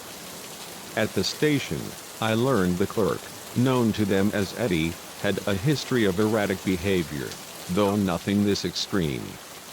The knife and a stash of disturbing items, restraints, sedatives found in his quarters painted a grim picture. "You're lucky to be alive," an officer said, handing me coffee that tasted like ash. "He wasn't planning to let you walk away." The words sank in, heavy with the truth of how close I'd come to vanishing into the night. The aftermath was a fog of sleepless nights and jumping at shadows. I couldn't return to the road, not yet, each motel sign a trigger for panic. I took a break from sales, staying with family, leaning on therapy to untangle the trauma. The Starlight Motel haunted my dreams, Eddie's grin a specter that lingered in every dark corner. But slowly, I began to rebuild, learning to trust my instincts, to see past the masks people wear. I never went back to the Starlight, but I heard it closed, its neon sign finally extinguished. I carried the scars of that night, but also a newfound strength, forged in the crucible of survival. I'm more wary now, but I hold fast to the kindness of strangers like Jim, who stepped into the dark to help a man he didn't know. The world is a patchwork of light and shadow, and I've learned to navigate it with eyes wide open. If you ever check into a lonely motel and feel a prickle of doubt, don't ignore it. The warmest smile can hide the coldest intent, and sometimes, the key to survival is trusting the fear that whispers in your gut. The road is long, but it's the choices we make in the dark that light the way forward. Story 9. The old Victorian on Elmwood Lane stood like a promise of new beginnings, its gabled roof and sprawling yard a dream come true until its walls began to whisper secrets that turned our sanctuary into a prison of dread. My name is Sarah, and alongside my husband, Daniel, we'd spent months scouring listings for the perfect home to raise our two children, Sophie and Ben. When we found the Elmwood house, it seemed a miracle: airy rooms, a backyard ripe for adventures, and a price that didn't choke our budget. The real estate agent's hurried mention of the previous owner's abrupt exit barely registered, drowned by our excitement. We signed the papers, hearts alight with visions of a forever home. The first weeks were a whirlwind of joy. We painted walls in cheerful hues, arranged furniture to fit our lives, and watched Sophie and Ben claim their rooms with glee. The backyard's rickety tree house became their kingdom, their laughter a soundtrack to our new chapter. It felt like we'd landed exactly where we belonged. But soon, subtle disturbances began to creep in, like cracks in a perfect facade. A door would swing shut on its own, a book left on a table would appear on a shelf. We laughed it off. Old houses had quirks, didn't they? Just the settling of ancient bones. A month in, those quirks grew harder to dismiss. One evening, as I chopped vegetables in the kitchen, a sound froze my knife mid-air. Heavy footsteps pacing the floor above, deliberate and measured. "Daniel?" I called, assuming he'd come home early. Silence answered. I climbed the stairs, a chill prickling my skin, only to find the second floor empty, every door closed. As I stood, puzzled, a child's giggle echoed behind me, sharp and fleeting. I spun, expecting Sophie or Ben, but the hallway stretched bare, its shadows deepening in the fading light. That night, I confided in Daniel, my voice low to keep the kids from hearing. He frowned, concern etching his face, but offered a rational explanation. "Old houses creak, Sarah. It's probably just the wood contracting." His words were a comfort, but they couldn't erase the unease that lingered. The incidents multiplied. Sophie woke us one night, trembling, claiming a voice whispered her name in the dark. Ben's toys began appearing in strange arrangements each morning. Cars lined up like sentinels, dolls posed as if mid-conversation. More than once, I caught glimpses of shapes in my peripheral vision, only to find nothing when I turned. The breaking point came 2 months after we'd settled in, during a storm that shook the house with thunder. A lightning flash woke me, and in its brief glare, I saw her, a woman at the foot of our bed, her face gaunt, eyes hollow as graves, staring straight at me. I screamed, jolting Daniel awake. He fumbled for the light, but when it flicked on, the room was empty, the air heavy with my fear. We checked on the kids, finding Sophie sitting up in bed, tears streaming down her face. "The sad lady was here again," she whimpered. "She says we have to leave before they come back." Her words were a knife to my heart. The next morning, we dove into the house's history, driven by a need to understand. What we uncovered chilled us. The previous occupants, the Thompsons, had vanished 3 years prior, their disappearance unsolved, the case cold. Whispers in old news clippings spoke of their growing paranoia, of strange occurrences in the weeks before they were gone. Digging deeper, we found a pattern stretching back a century. Every family that lived here either fled abruptly or met tragedy, accidents, vanishings, sudden deaths. The house was a magnet for misfortune, its walls steeped in sorrow. We were grappling with what to do when Ben bounded into the room, eyes bright with excitement. "I made new friends," he chirped. "They live inside the walls and want to play hide and seek." My stomach dropped. "Ben, honey, what do you mean inside the walls?" He pointed to a small vent near the floor, one I'd barely noticed.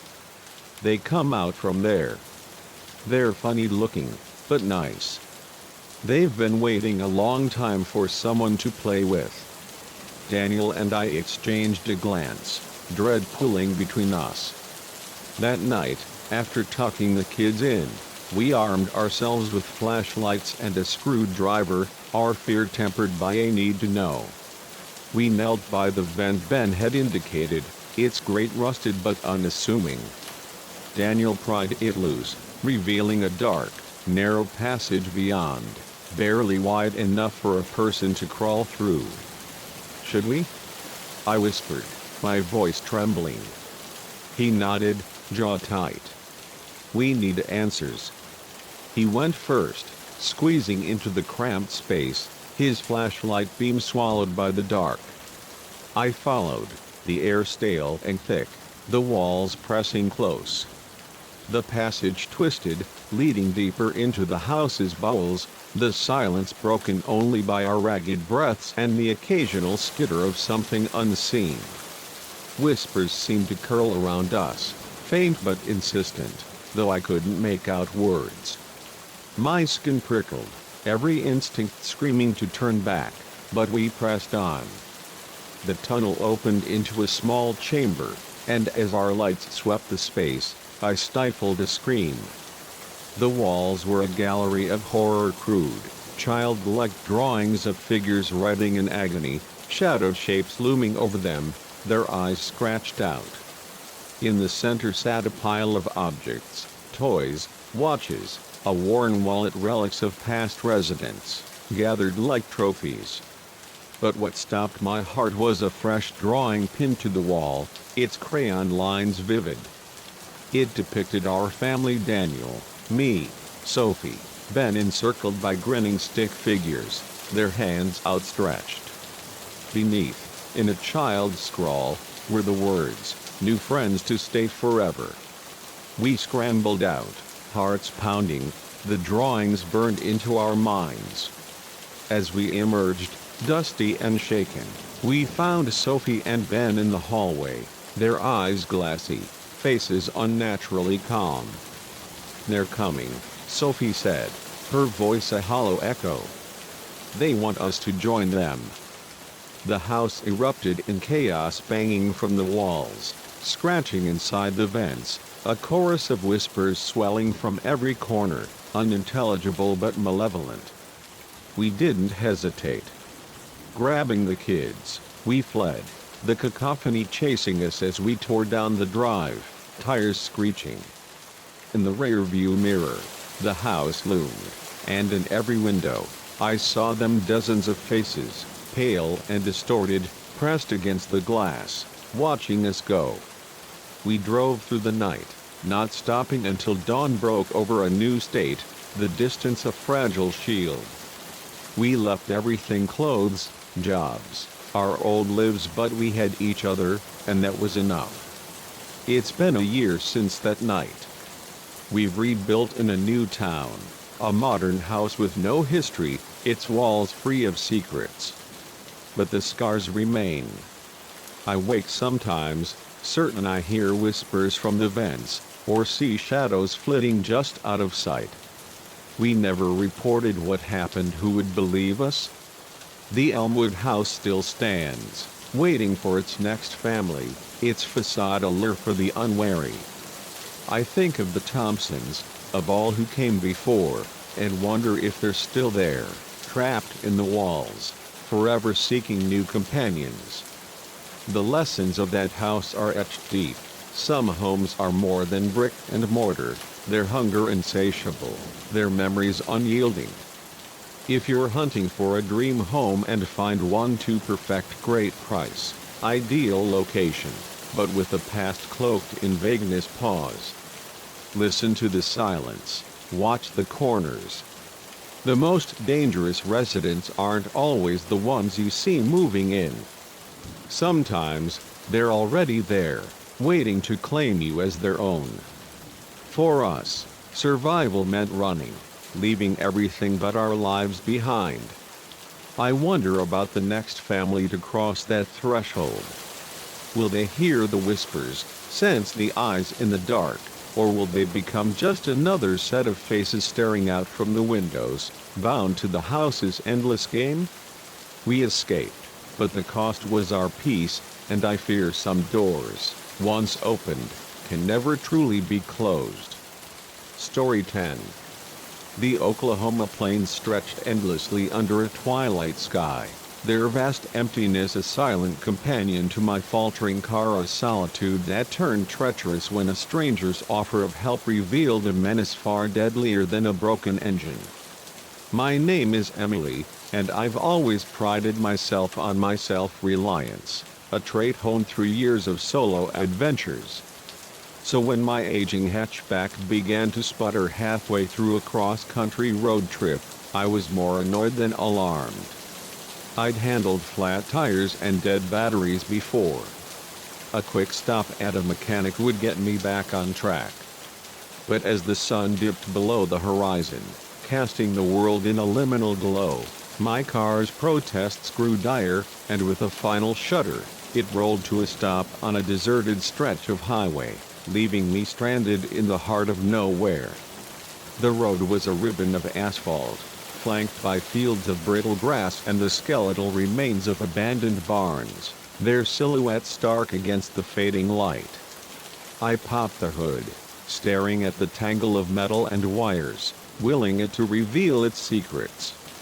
Truth be told, I couldn't tell a spark plug from a fuel pump, but I poked around, hoping for a miracle.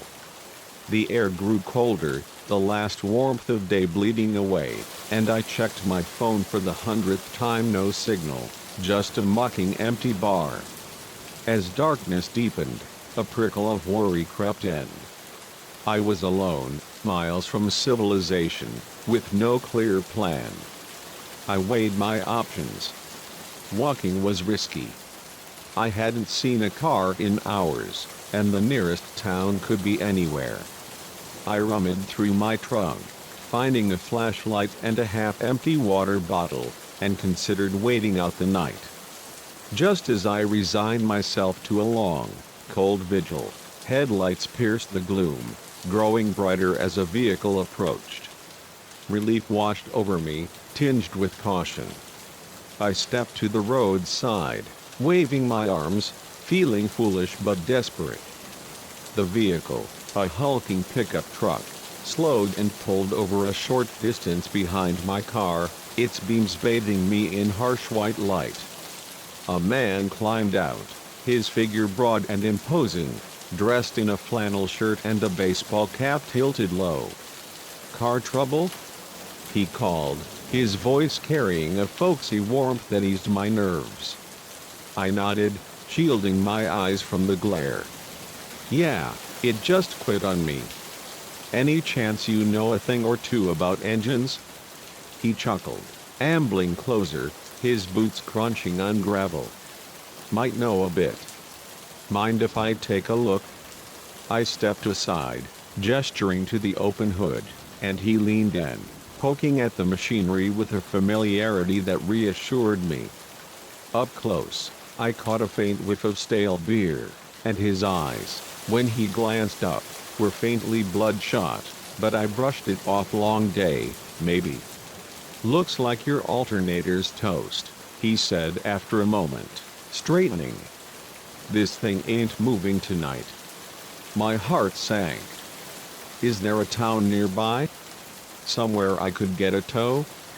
He wiped his hands on his jeans, his smile lingering a touch too long. "Closest place is about 40 miles that way," he said, jerking a thumb over his shoulder. "But don't you fret, darlin'. I'd be happy to give you a lift." The word darlin' landed wrong, his tone too intimate, his gaze too fixed. A warning flickered in my gut, but I pushed it down, not wanting to seem ungrateful. "That's really kind," I said, stalling, "but I don't want to put you out. Maybe I could call a tow truck?" He took a step closer, his shadow swallowing mine. "No cell service out here, sweetheart. Come on, don't be shy. I don't bite." His grin widened, but it didn't reach his eyes, and the hairs on my neck stood on end. I took a step back, forcing a smile. "I appreciate it, but I think I'll wait for another car. My friend's expecting me soon. He'll worry if I don't show." His expression shifted, a flash of irritation crossing his face before the smile snapped back. "Friend, huh? Well, we wouldn't want to keep him waiting. Sure I can't change your mind? It's mighty cold out here." His voice was light, but an undercurrent of menace threaded through it, setting my nerves alight. "I'm sure," I said, holding my ground. "Thanks again." He stood there, eyes boring into me, sizing me up like a hunter gauging prey. Then he shrugged. "Suit yourself. Let me check my truck for some tools. Might be able to patch you up." Before I could protest, he turned and strode back to his pickup, opening the passenger door and leaning inside. That's when I saw it, illuminated by the cab's dim light, a coil of rope, a roll of duct tape, and the glint of a large knife, its blade wickedly sharp. My breath caught, certainty crashing over me. If I got into that truck, I'd never be seen again. He straightened, something in his hand, and started back toward me, his smile now a leer. I didn't think. I ran. His shout rang out, laced with rage, as I sprinted into the darkness, the highway's edge giving way to uneven fields. His footsteps pounded behind, heavy and relentless, his curses slicing through the night. My lungs burned, legs pumping, but I pushed forward, driven by raw fear. The open road offered no cover, so I veered into the tall grass, hoping its tangle would slow him. The terrain was treacherous, roots snagging my feet, but I didn't dare stop, the image of that knife spurring me on. I don't know how long I ran, time blurring into a haze of adrenaline and terror. His voice grew closer, taunting, "You can't outrun me, girl." Just when my legs threatened to give out, A shape loomed ahead, a dilapidated barn, its weathered frame a shadow against the stars. It was my only chance. I summoned a final burst of speed, reaching the barn as his labored breathing closed in. I yanked the door open, its hinges screaming, and threw myself inside, slamming it shut. The door was flimsy, no lock to secure it, and I backed away, eyes darting for a hiding spot. The barn was nearly empty, just rusted tools and piles of moldy hay, the air thick with dust. The door burst open, and there he stood, silhouetted against the night, his cap gone, hair wild, the knife gleaming in his grip. "Why'd you make this hard?" he panted, his eyes alight with a sick excitement. "We could have had fun." I grabbed the nearest object, a rusted pitchfork leaning against a post, and held it out, its tines trembling in my hands. "Stay back," I shouted, voice shaking but defiant. "I'll use this." He laughed, a chilling sound that echoed in the hollow space. "Spunky. I like that." He lunged, faster than I expected, and I swung the pitchfork on instinct. By some miracle, it connected, the tines grazing his arm, drawing blood. He roared in pain, stumbling back, and I seized the moment, darting past him into the night. The open field stretched before me, offering no refuge, and my car was useless, miles back. His curses followed, closer than I'd hoped, as I ran blindly, desperation my only guide. A memory surfaced, sharp and urgent, a true crime podcast I'd half listened to, urging victims to run toward light, toward signs of life. I scanned the horizon, praying, and there it was, a faint glow, distant but real. It could be a farmhouse, a gas station, anything. I veered toward it, ignoring the fire in my lungs, the ache in my legs. The light grew brighter, resolving into a modest house, its porch lamp a beacon, a car parked in the drive. I poured every ounce of strength into a final sprint, screaming, "Help! Someone, please!" The porch light flared, and the door cracked open, an elderly couple peering out, their faces shifting from confusion to alarm as they saw me, wild-eyed and breathless, with a hulking figure in pursuit. "Call the police!" I gasped, reaching their steps. "He's trying to kill me." The man, wiry but resolute, ushered me inside, slamming the door and locking it tight. His wife was already on the phone, her voice steady as she relayed the emergency to 911. We watched through a window as my pursuer reached the yard's edge, his face a mask of fury, the knife still clutched in his hand. He stood there, staring at the house, until the faint wail of sirens broke the night. With a final glare, he turned and fled, vanishing into the dark. The police arrived minutes later, sweeping the area, but he and his truck were gone, swallowed by the plains. I gave my statement, voice trembling, describing the rope, the tape, the knife. "You're lucky," an officer said, his tone grim. "We've had reports matching his description, but no solid leads." Wrapped in a blanket on the couple's couch, sipping tea with shaking hands, the reality of my escape settled over me. If I'd accepted his ride, ignored that flicker of doubt, or missed this house, I'd be gone. The couple, the Harrisons, stayed with me, their kindness a lifeline, their home a sanctuary after the night's horror. They offered me a guest room, but I couldn't sleep. The image of his lair burned into my mind. In the months that followed, I learned he was still out there, linked to similar incidents across state lines, always one step ahead of the law. Nightmares plagued me, his shadow lurking in every dark corner, but I refused to let fear define me. I resumed my trip, More cautious, my car fitted with a panic button and a charged phone. Therapy helped me process, teaching me to trust my instincts, to see the world's duality, its dangers and its heroes, like the Harrisons, who opened their door to a stranger in need. I carried that night with me, a scar and a strength. The open road still calls, but I travel with eyes wide, knowing the kindest offer can hide the darkest threat. If you're ever stranded, alone under a vast sky, and a stranger stops to help, listen to that quiet voice within. It might just guide you to safety, reminding you that even in the bleakest moments, there's light waiting if you're brave enough to run toward it. Story 11. Sunlight streamed through the stained glass windows of the Victorian on Cedar Street, its polished floors gleaming with promise, a serene facade that masked the terror waiting to erupt within its walls. My name is Julia, and for over a decade, I've been a realtor, guiding clients through the labyrinth of home buying with a steady hand.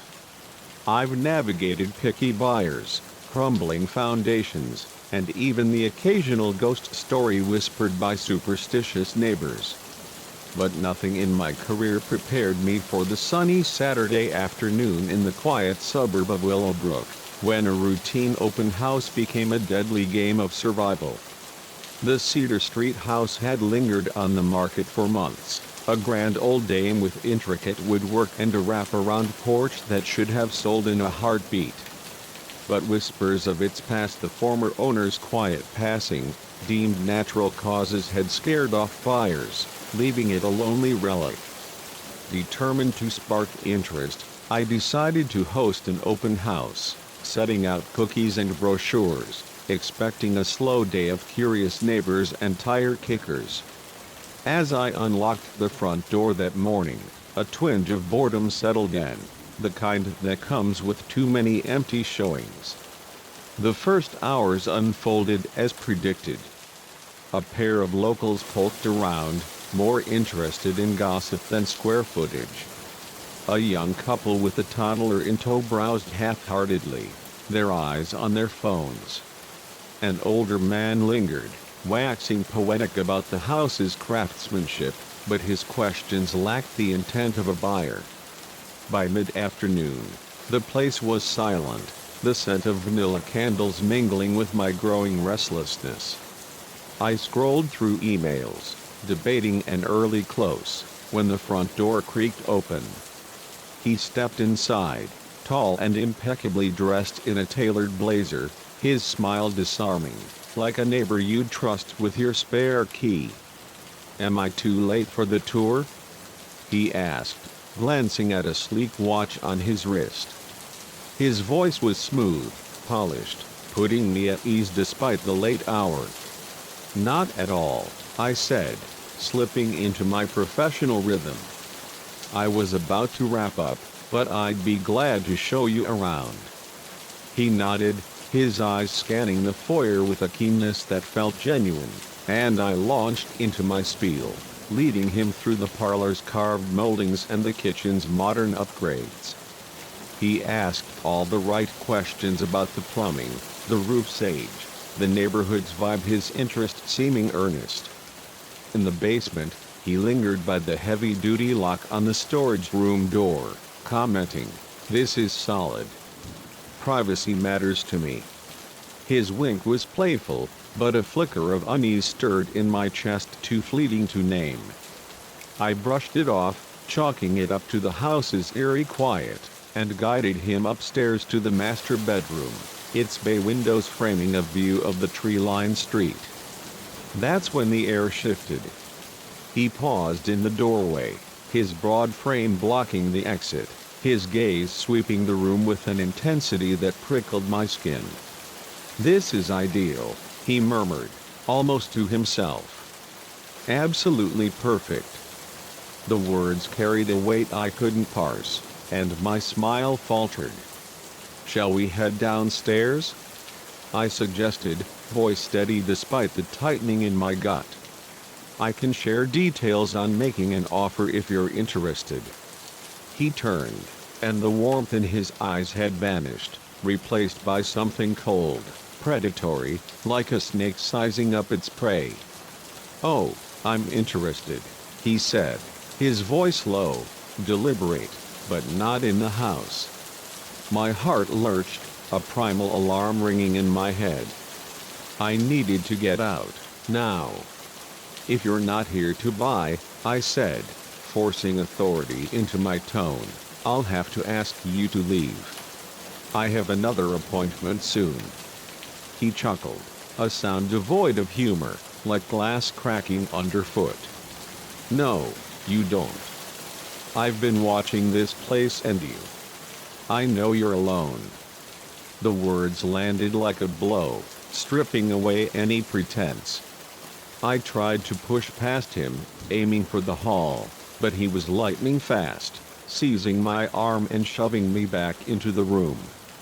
The door slammed shut, the lock clicking with a finality that echoed in my bones. Panic surged, hot and wild, as I realized I was trapped.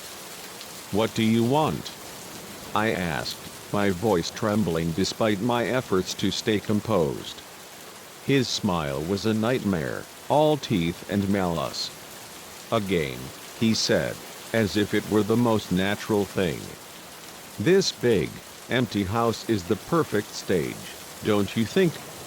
I scanned the room, desperate for a weapon, but it was staged for show. Fluffy pillows, a sleek lamp, nothing I could wield.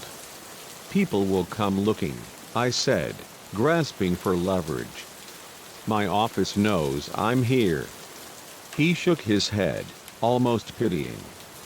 "You were going to close early, weren't you? No one's expecting you until Monday." My blood ran cold. He was right. I'd texted my boss about cutting the day short if it stayed quiet. No one would miss me for days. He pulled a knife from his jacket, its blade catching the sunlight, and stepped closer. "Shall we start?" What followed was a harrowing dance of cat and mouse, each moment stretching into eternity.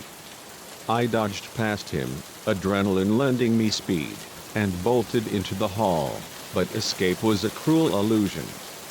The front door was locked, a chain I hadn't noticed barring it shut, and the windows praised in my picture's charming originals were sealed tight, their frames unyielding. I raced from room to room, heart pounding, his footsteps a relentless echo. His voice taunted, playful yet sinister, come out, wherever you are," as if this were a child's game twisted into horror. In the dining room, I ducked behind a heavy curtain, holding my breath as he passed, his shadow sliding across the floor.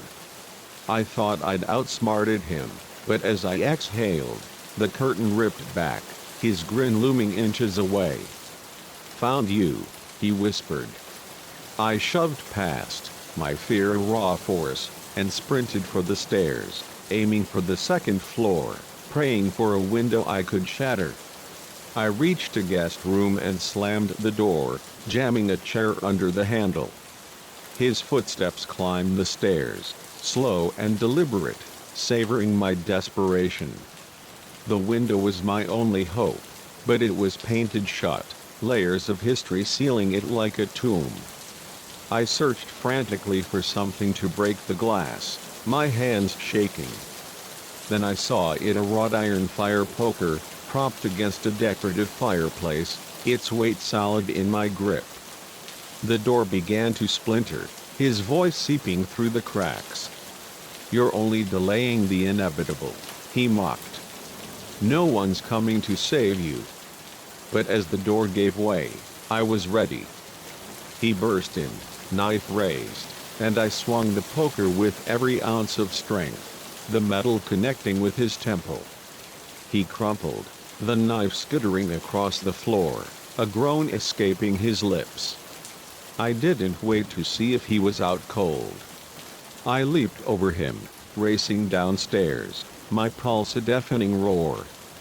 The front door was still chained, unyielding, but I grabbed a brass candlestick from the entry table and smashed it against the door's small window pane.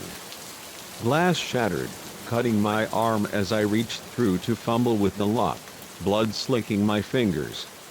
I heard him stirring above, his footsteps staggering but gaining. The lock gave, and I burst onto the porch, screaming, "Help! Someone, please!" A neighbor, walking her dog down the quiet street, froze, then sprinted toward her house, phone already to her ear. Sirens wailed within minutes, the peaceful suburb erupting into flashing lights and shouted commands. Police caught him in the backyard, trying to slip away, his face bloodied from my blow.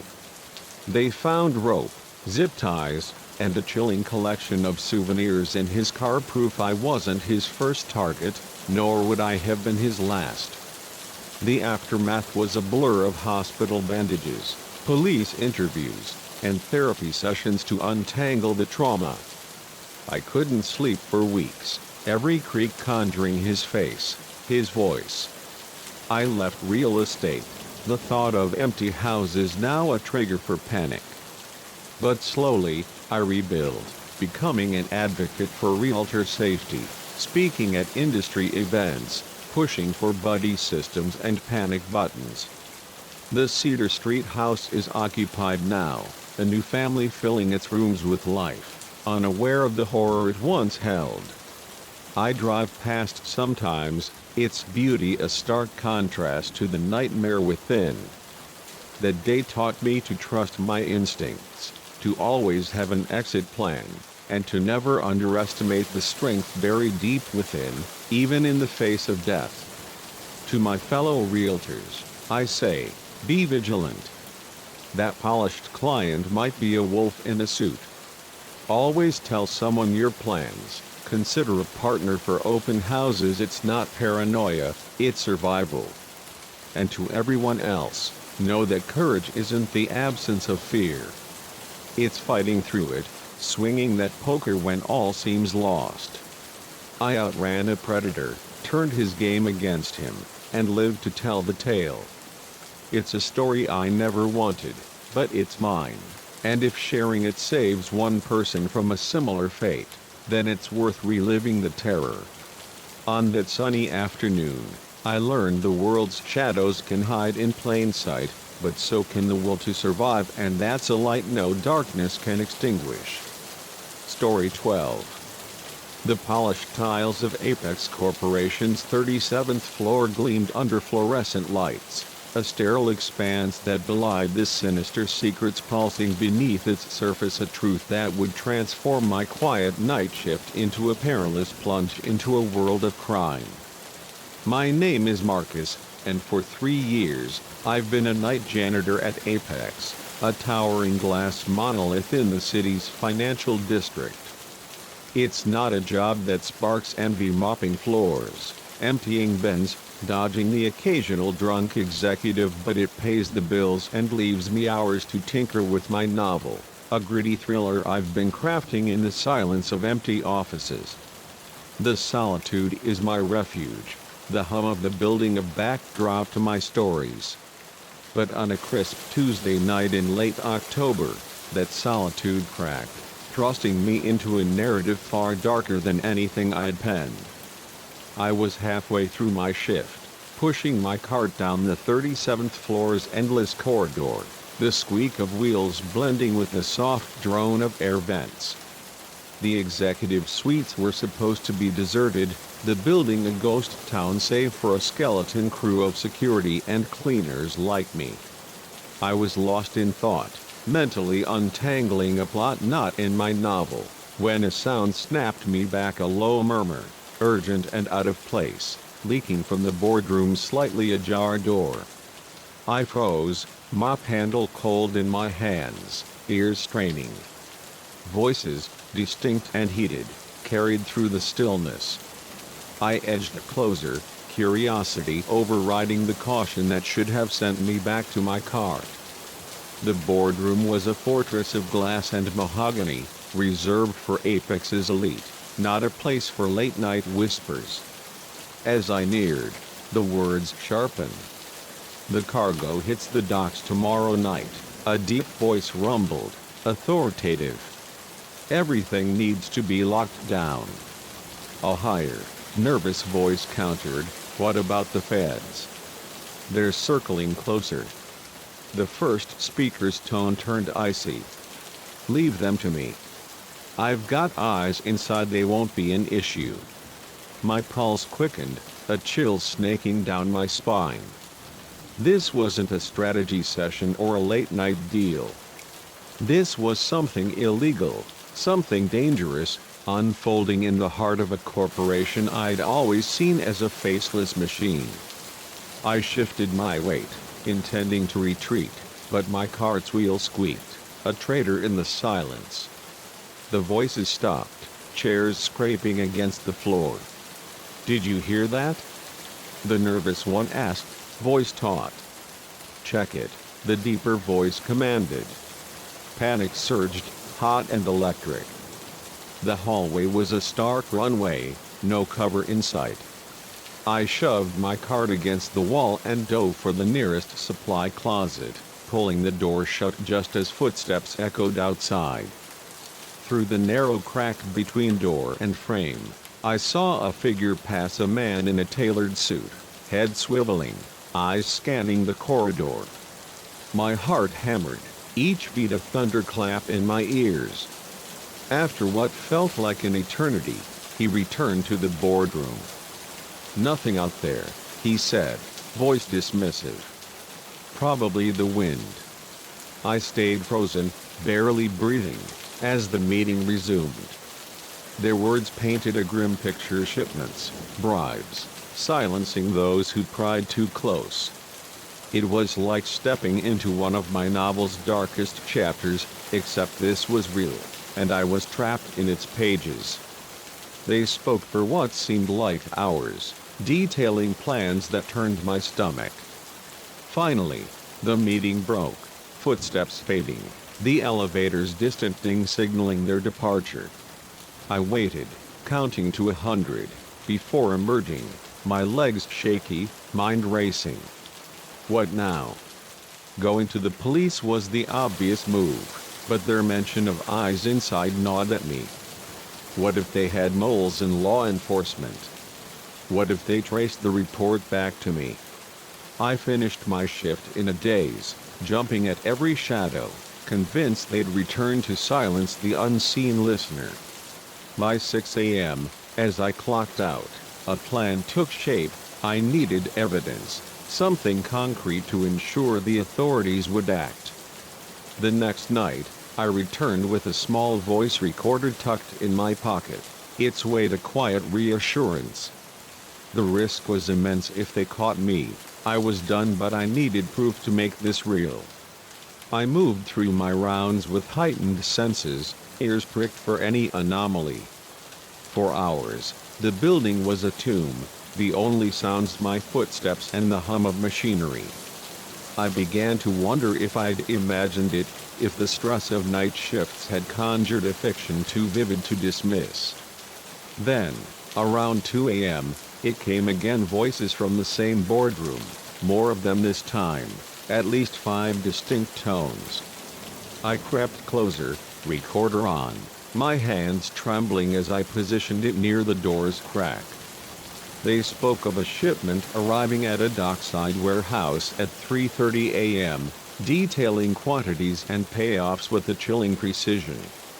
I recorded as long as I dared, each word a nail in their coffin, then slipped away, my mop a prop to mask my purpose. The weight of what I held the power to dismantle their operation was exhilarating and terrifying. I headed for the ground floor, planning to slip out early and race to the police station. But as the elevator doors parted, my heart plummeted. 2 men stood in the lobby, their faces familiar from the previous night's exodus, the deep-voiced leader and another, their eyes locking onto me with predatory focus. Well, the leader said, his voice a velvet threat, "What's a janitor doing here so late?" I swallowed, forcing calm.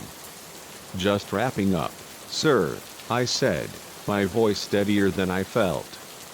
He smiled, a crocodile's grin. Funny thing, I could have sworn I saw you on the 37th floor earlier. That's not your usual beat, is it?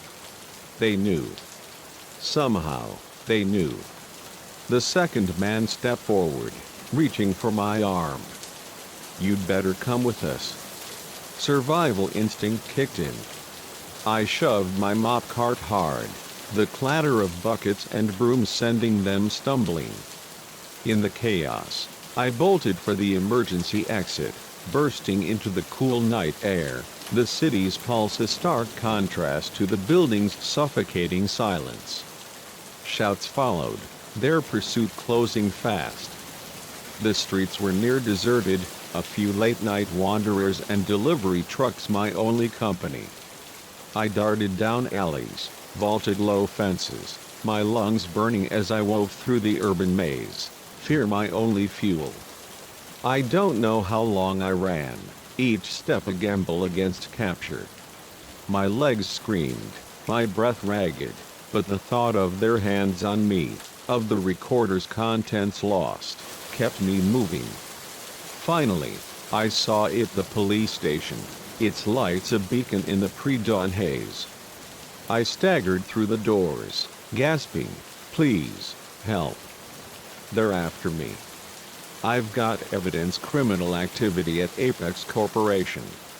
The desk sergeant's eyes widened, but he moved quickly, ushering me to a chair as officers gathered. The next hours were a storm of questions and urgency.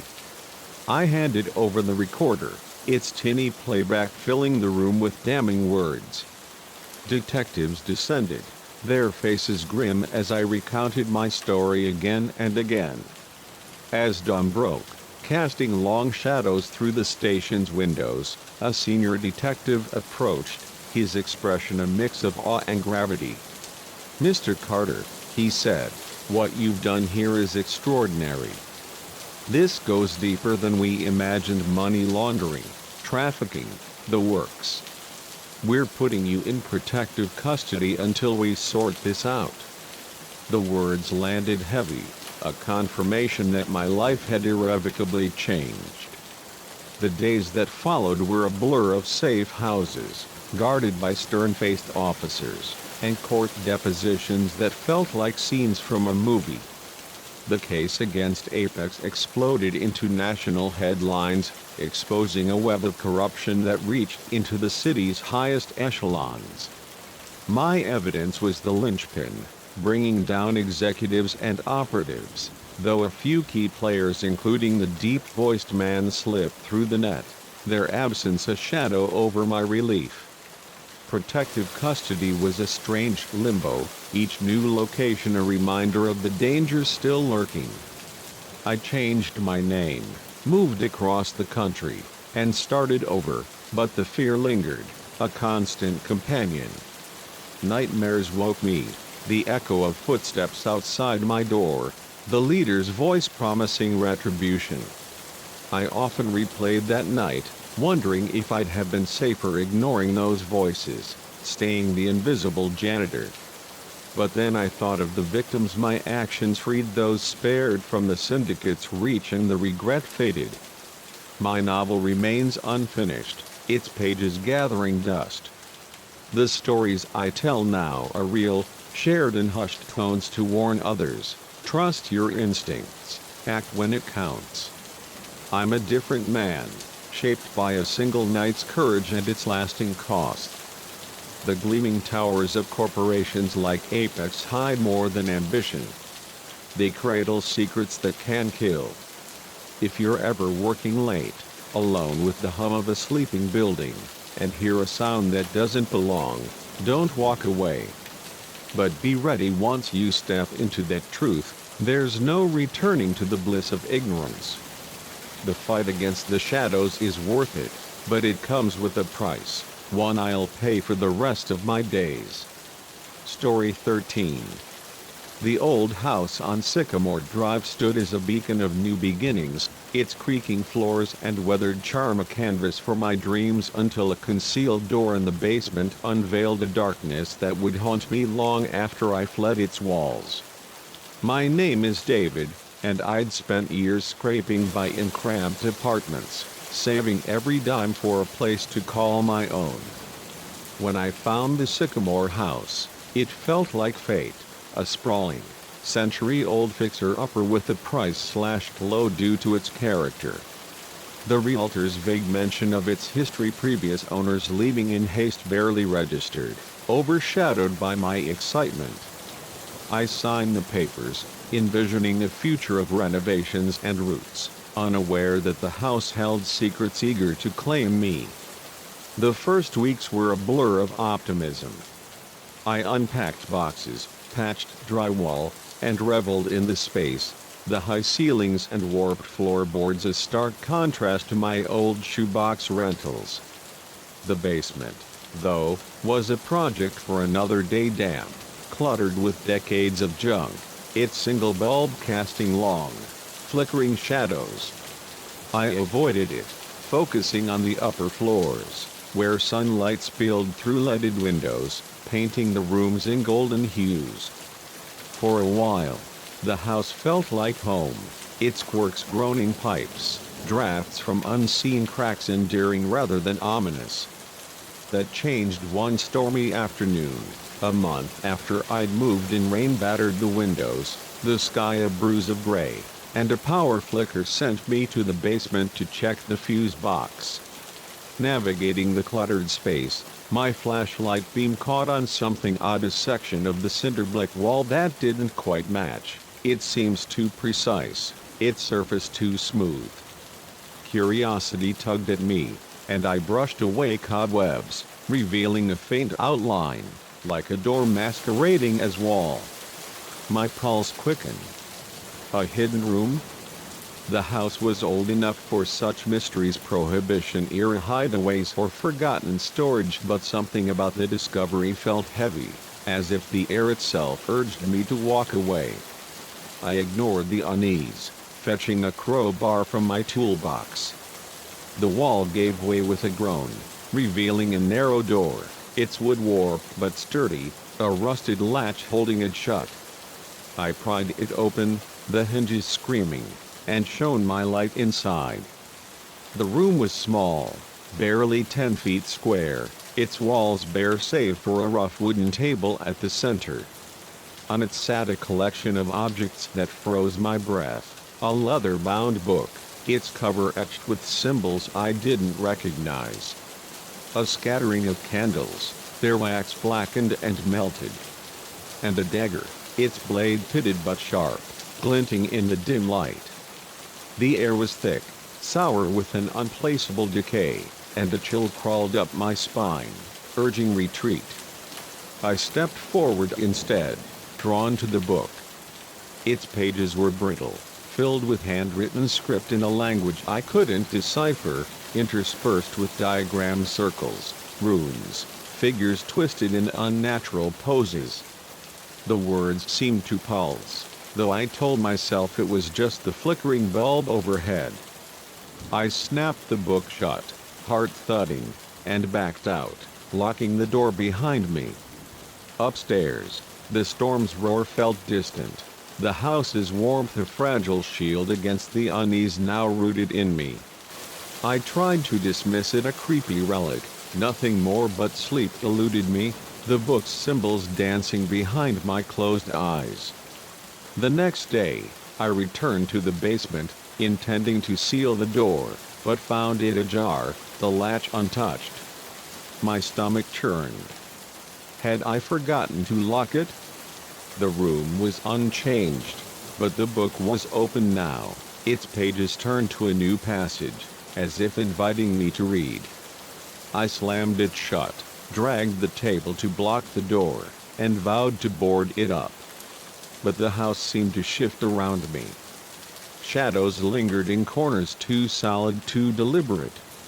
Whispers drifted from the vents at night, faint but insistent, their words just beyond grasp. Objects moved, keys left on the counter appeared in the hall, A mug shifted to a different shelf. I told myself it was stress, the strain of a new home, but doubt gnawed deeper. A week later, the disturbances escalated. I woke to a rhythmic tapping from the basement, steady as a heartbeat. I grabbed my flashlight, dread pulling in my gut, and descended. The table was pushed aside, the door wide open, the room's contents untouched but the air heavier, oppressive. As I reached for the book, a sound stopped me, a low, guttural chuckle, echoing from the shadows. I spun, light sweeping the room, but found nothing. My hands shook as I backed out, the chuckle following, now joined by a whisper, "You opened it." I bolted upstairs, locking the basement door, my breath ragged. The house was no longer mine. It was watching, waiting. I called a friend, Lisa, spilling the story in a rush. "You need to get out," she urged, her voice sharp with worry. "That sounds like more than old house weirdness." I agreed to stay with her, but first, I needed answers. I researched the house's past, digging through online archives and county records. What I found chilled me. The previous owners had vanished a year prior, leaving behind rumors of erratic behavior. Further back, the house's history was a litany of tragedy, suicides, disappearances, families fleeing in the night. One article mentioned a ritual room found in the 1920s, sealed after a string of deaths, its contents burned. My hidden room, I realized, had never truly been forgotten. That night, I packed a bag, planning to leave at dawn, but the house had other plans. As I lay in bed, the tapping returned, louder, joined by footsteps circling the house. I checked the locks, heart pounding, and saw a shadow past the window, not human, its form too tall, too angular. The whispers grew, a chorus now, chanting in that same alien tongue from the book. I grabbed my phone, ready to call Lisa, but the screen flickered, then died, despite a full charge. The air thickened, the temperature plunging, and the basement door, locked tight, began to rattle. Terror took over. I ran to the kitchen, grabbing a knife, but the rattling stopped, replaced by a new sound, a slow, deliberate creak from the basement stairs. Something was coming. I backed toward the front door, but it wouldn't budge, the lock jammed as if held by an unseen hand. The footsteps reached the hall, and in the dim light, I saw it, a figure, impossibly tall, its face a void except for two glowing red eyes, its mouth splitting into a grin that stretched too wide. Its voice was a rasp, "The game begins." I screamed, bolting for the back door, the figure's laughter chasing me. The door gave, and I stumbled into the yard, rain soaking me as I sprinted to my car. The figure appeared on the porch, its grin unwavering, raising a hand in a mocking wave as I peeled out, tires screeching. I drove for hours, too terrified to stop. The red eyes burned into my mind. Dawn found me at a gas station, hands shaking as I dialed Lisa, her voice a lifeline as she urged me to come to her. I couldn't go to the police. What would I say? That a monster from a secret room hunted me? They'd lock me in a psych ward. Instead, I checked into a hotel, jumping at every noise, convinced the thing would find me. Sleep was a stranger, my reflection in the mirror gaunt, hollowed by fear. After a week, I knew I couldn't run forever. I returned to the house on a bright Tuesday, armed with salt and a priest's blessing, half believing it was madness. The house stood silent, deceptively peaceful, but the air felt charged, watchful. I descended to the basement, the hidden door open, the room empty, no table, no book, just bare walls and a dusty floor. For a moment, I thought I'd hallucinated it all, a breakdown from the stress of homeownership. Then I saw it, a single sheet of paper in the room's center, its elegant script chilling my blood. The game has begun. I'll find you soon. I ran, never looking back, selling the house for a pittance, uncaring of the loss. I needed it gone. 5 years later, I've rebuilt a new city, a new name, a life carefully constructed to forget. But the house lingers in my dreams, that grin a specter in the dark. I know it's not over. The whispers, the eyes, the promise of a game they wait, patient and inevitable.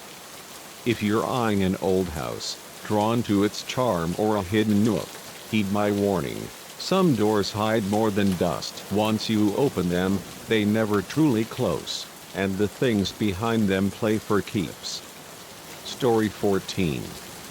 The Hillsdale Museum of Fine Arts stood silent under a starless October sky, its galleries a sanctuary of beauty that masked the audacious crime about to unfold within its hallowed walls, a crime that would test the limits of my courage and redefine what I valued most. My name is Lucas, and for 5 years, I've worked night security at the museum, a job that blends solitude with the privilege of guarding treasures worth millions. My shifts are quiet, spent patrolling dim corridors, the soft hum of climate control my only companion as I walk among masterpieces. The stillness is a canvas for reflection, a chance to dream of a life beyond the flashlight and radio. But on a crisp Friday night, that stillness shattered, thrusting me into a desperate stand against thieves who sought to steal more than just art. I settled into the security office, a cramped nook of flickering monitors, my thermos of coffee steaming beside a dog-eared novel I'd been savoring. The museum was a fortress after hours, its alarms and cameras a silent army, and I felt secure in its embrace, the weight of responsibility a familiar friend. My first round began at midnight, a ritual I cherished. The galleries were ethereal in the low emergency lighting, paintings and sculpture glowing like secrets shared only with me. I moved through the Renaissance wing, the Impressionists, each step a quiet communion with history. In the modern art wing, a faint sound stopped me, a soft, rhythmic scraping, like metal teasing metal, emanating from deeper within. I paused, ears straining, the novel's tense plot still echoing in my mind. There it was again, joined by a hushed curse, barely audible. My heart kicked up, a pulse of adrenaline cutting through the calm. In 5 years, the most excitement I'd faced was a faulty sensor tripping an alarm. This was different, human, and wrong. I thumbed my radio, voice low. This is Lucas at Hillsdale. Suspicious noises in the modern wing. Checking it out. The dispatcher's reply crackled through. Copy, Lucas. Proceed with caution. Backups on standby. I unclipped my flashlight but kept it dark, moving silently toward the sound, my boots whispering against the polished floor. The voices grew clearer, urgent and clipped. Hurry up with that lock, one hissed. We're cutting it close. Another, strained, replied, this system's trickier than we thought. I reached a corner and peered around, my breath catching. 3 figures, cloaked in black, huddled around a display case housing the museum's crown jewel, a rare Matisse, on loan from a private collector, its vibrant colors a magnet for awe and envy. One worked the tool against the case's lock, another held a sleek device, some kind of bypass gadget, while the third stood watch, head swiveling, eyes glinting in the dim light. My stomach lurched. Art thieves, here, in my museum, defiling the sanctuary I'd sworn to protect. I ducked back, mind racing. I'd trained for this scenario, run drills with mock intruders, but the reality was a gut punch. I reached for my radio to call for backup, but hesitated. If they heard me, they'd bolt, the Maddies vanishing with them. I needed to stall, to keep them here until help arrived. It was a gamble, one that could cost me everything, but the thought of failing the museum, of letting these vultures steal its heart, steeled my resolve. I stepped from the shadows, flashlight raised, voice sharp. Freeze. Security. The thieves spun, faces masked but eyes wide with shock. For a heartbeat, no one moved, the air taut with possibility. Then chaos erupted.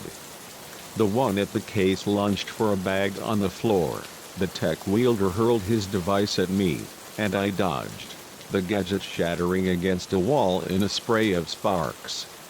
The lookout charged, his speed startling, and I sidestepped his first swing, but his second fist caught my stomach, doubling me over, air rushing from my lungs. Grab the painting and move. The case breaker shouted. Through watering eyes, I saw them wrestling with the lock, the Maddies tantalizingly close to their grasp. I staggered upright, fumbling for the panic button on my belt, pressing it repeatedly. Alarms blared, a piercing wail that shook the gallery, red lights pulsing like a heartbeat. The thieves cursed, their movements frantic, the lock finally giving way. I couldn't let them take it. I lunged forward, but the lookout was on me again, slamming me against a nearby sculpture, a jagged bronze abstraction that bit into my back. Pain exploded, a crack ringing out, whether from my ribs or the artwork I couldn't tell. Got it. The case breaker yelled, lifting the Maddies from its cradle, its frame glinting in the alarm's red glow. No. I roared, lurching toward them, my vision swimming. The lookout grabbed me, pinning me against the wall, his grip iron. What do we do with him? He asked, voice muffled by his mask. The leader, holding the painting, glanced at his watch, then at me, his eyes cold through the slits. No time. He's seen us.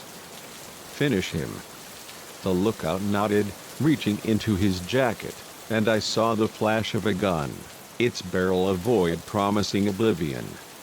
Time slowed, my heart a drum in my ears, every ache and bruise vivid. This was of death in a gallery, surrounded by beauty, for failing to stop what I'd sworn to protect. But then, a sound sliced through the alarm's sirens, swelling closer, a chorus of salvation. The thieves froze, the leader swearing under his breath. We're out of time. He barked. Go. The lookout hesitated, gun still aimed at my chest, his eyes flickering with indecision. He saw us, he growled, but the leader's shout cut him off. Leave him. With a snarl, the lookout slammed me against the wall one last time, my head cracking against the surface, stars bursting in my vision. I slid to the floor, fighting to stay conscious, as the thieves sprinted for the emergency exit, the Maddies tucked under an arm. Desperation clawed at me. I grabbed the nearest object, a small, twisted metal sculpture, its edges sharp, and hurled it with the last of my strength. By some miracle, it struck true, tangling in the legs of the thief carrying the painting. He went down hard, the Maddies skidding across the floor, its frame scuffed but intact. Leave it. The leader roared, dragging his accomplice up as the sirens grew deafening. Now right outside. The trio vanished through the exit just as the main doors burst open, police flooding in, guns drawn, shouts of freeze echoing. What followed was a haze of paramedics, questions, and the sting of antiseptic. I learned later that the thieves had left damning evidence in their haste tools, a broken device, fingerprints that would lead to arrests. The Matisse was safe, its fall leaving only minor damage, a small victory in the chaos. As I sat in an ambulance, an ice pack pressed to my throbbing head, the museum director approached, her face pale but eyes alight with gratitude. "Lucas," she said, clasping my hand, "you saved the Matisse, saved everything." "I don't know how to thank you." I managed a weak smile. "Just doing my job, ma'am," but it was more than that. In those frantic moments, it wasn't just about the art, it was about standing against those who thought they could take what wasn't theirs. Consequences be damned. The weeks that followed were a whirlwind: police interviews, a commendation from the city, a brief mention in the local paper. The museum bolstered its security, installing new cameras and reinforced cases, and offered me a promotion to head of night operations, a role with more pay but less time in the galleries I loved. Every night, as I walk my rounds, the memory of that night replays the thieves' shadows, the struggle, the moment I thought it was over. It's changed me, sharpened my senses, deepened my bond with the art I guard. The Matisse hangs again, its colors vibrant, a silent testament to what was nearly lost. I still feel the magic of these halls, the privilege of being their keeper, but now I carry a truth: the line between safety and danger is razor thin, and beauty can be a battleground. To those who visit Hillsdale, pause before the Matisse. See its brushstrokes, its life, and know that behind every masterpiece are those who'd risk everything to protect it. Art isn't just paint and canvas, it's a piece of our shared soul, worth fighting for, worth bleeding for. That night taught me what I'm capable of, and if the shadows come again, I'll be ready, flashlight in hand, to defend what matters most. Story 15. The Rockies loomed majestic under a canopy of stars, their rugged trails a siren call for solitude, until the whispers of danger in the night turned my peaceful hike into a desperate scramble for survival against predators far deadlier than any beast. My name is Ryan, and I've always found refuge in the wild, where the rustle of leaves and the sigh of wind drown out the clamor of daily life. A week's leave from my desk job was a golden opportunity, and I chose a challenging trail in the Rockies I'd long dreamed of conquering. 4 days of solitude, just me and the untamed expanse, promised to recharge my soul. But on the fourth night, as I crouched behind a gnarled pine, heart hammering, I learned that the wilderness hides threats that no map can warn you about. The first 3 days were everything I'd hoped for. The air was sharp with pine, the vistas a tapestry of craggy peaks and emerald valleys that stole my breath. I hiked until my muscles sang, spotting deer grazing in clearings, a bear lumbering in the distance, and an eagle carving arcs against the sky. Each night, I pitched my tent under a dome of stars, the world reduced to the crackle of my campfire and the rhythm of my own thoughts. It was freedom, pure and unfiltered, the kind that makes you feel alive. On the fourth evening, I set up camp in a small meadow by a chattering creek, the sun dipping below the ridges, painting the sky in hues of fire. I savored a freeze-dried meal, the flames casting dancing shadows, when a sound broke the serenity: voices, human and urgent, drifting from the darkness beyond my firelight. My fork froze midair. Other hikers this far out were rare. I hadn't seen a soul in days. The tones were wrong, too sharp, edged with tension, not the casual banter of campers. I doused my fire, embers hissing in protest, and retreated to my tent, ears straining.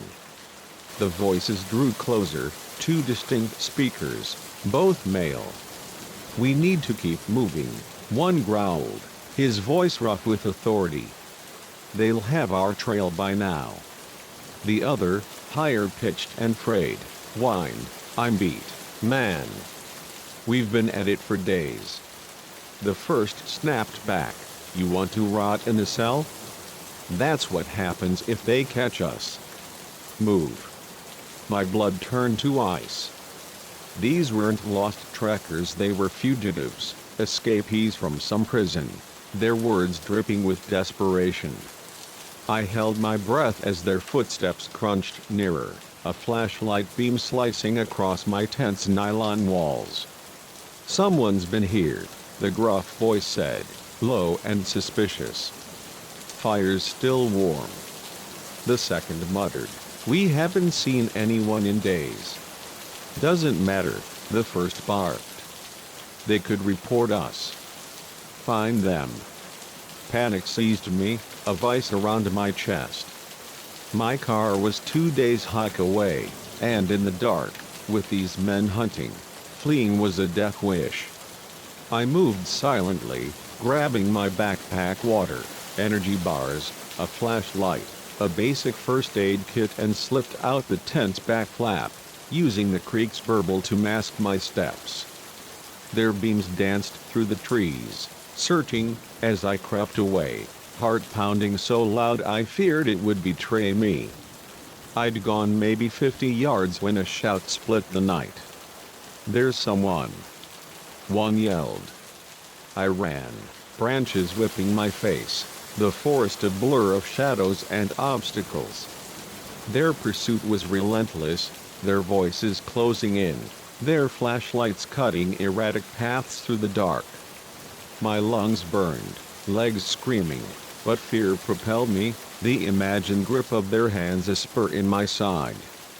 I didn't know where I was going, only that I had to outrun them, to survive. Exhaustion clawed at me, and I stumbled, gasping, the forest swallowing my strength.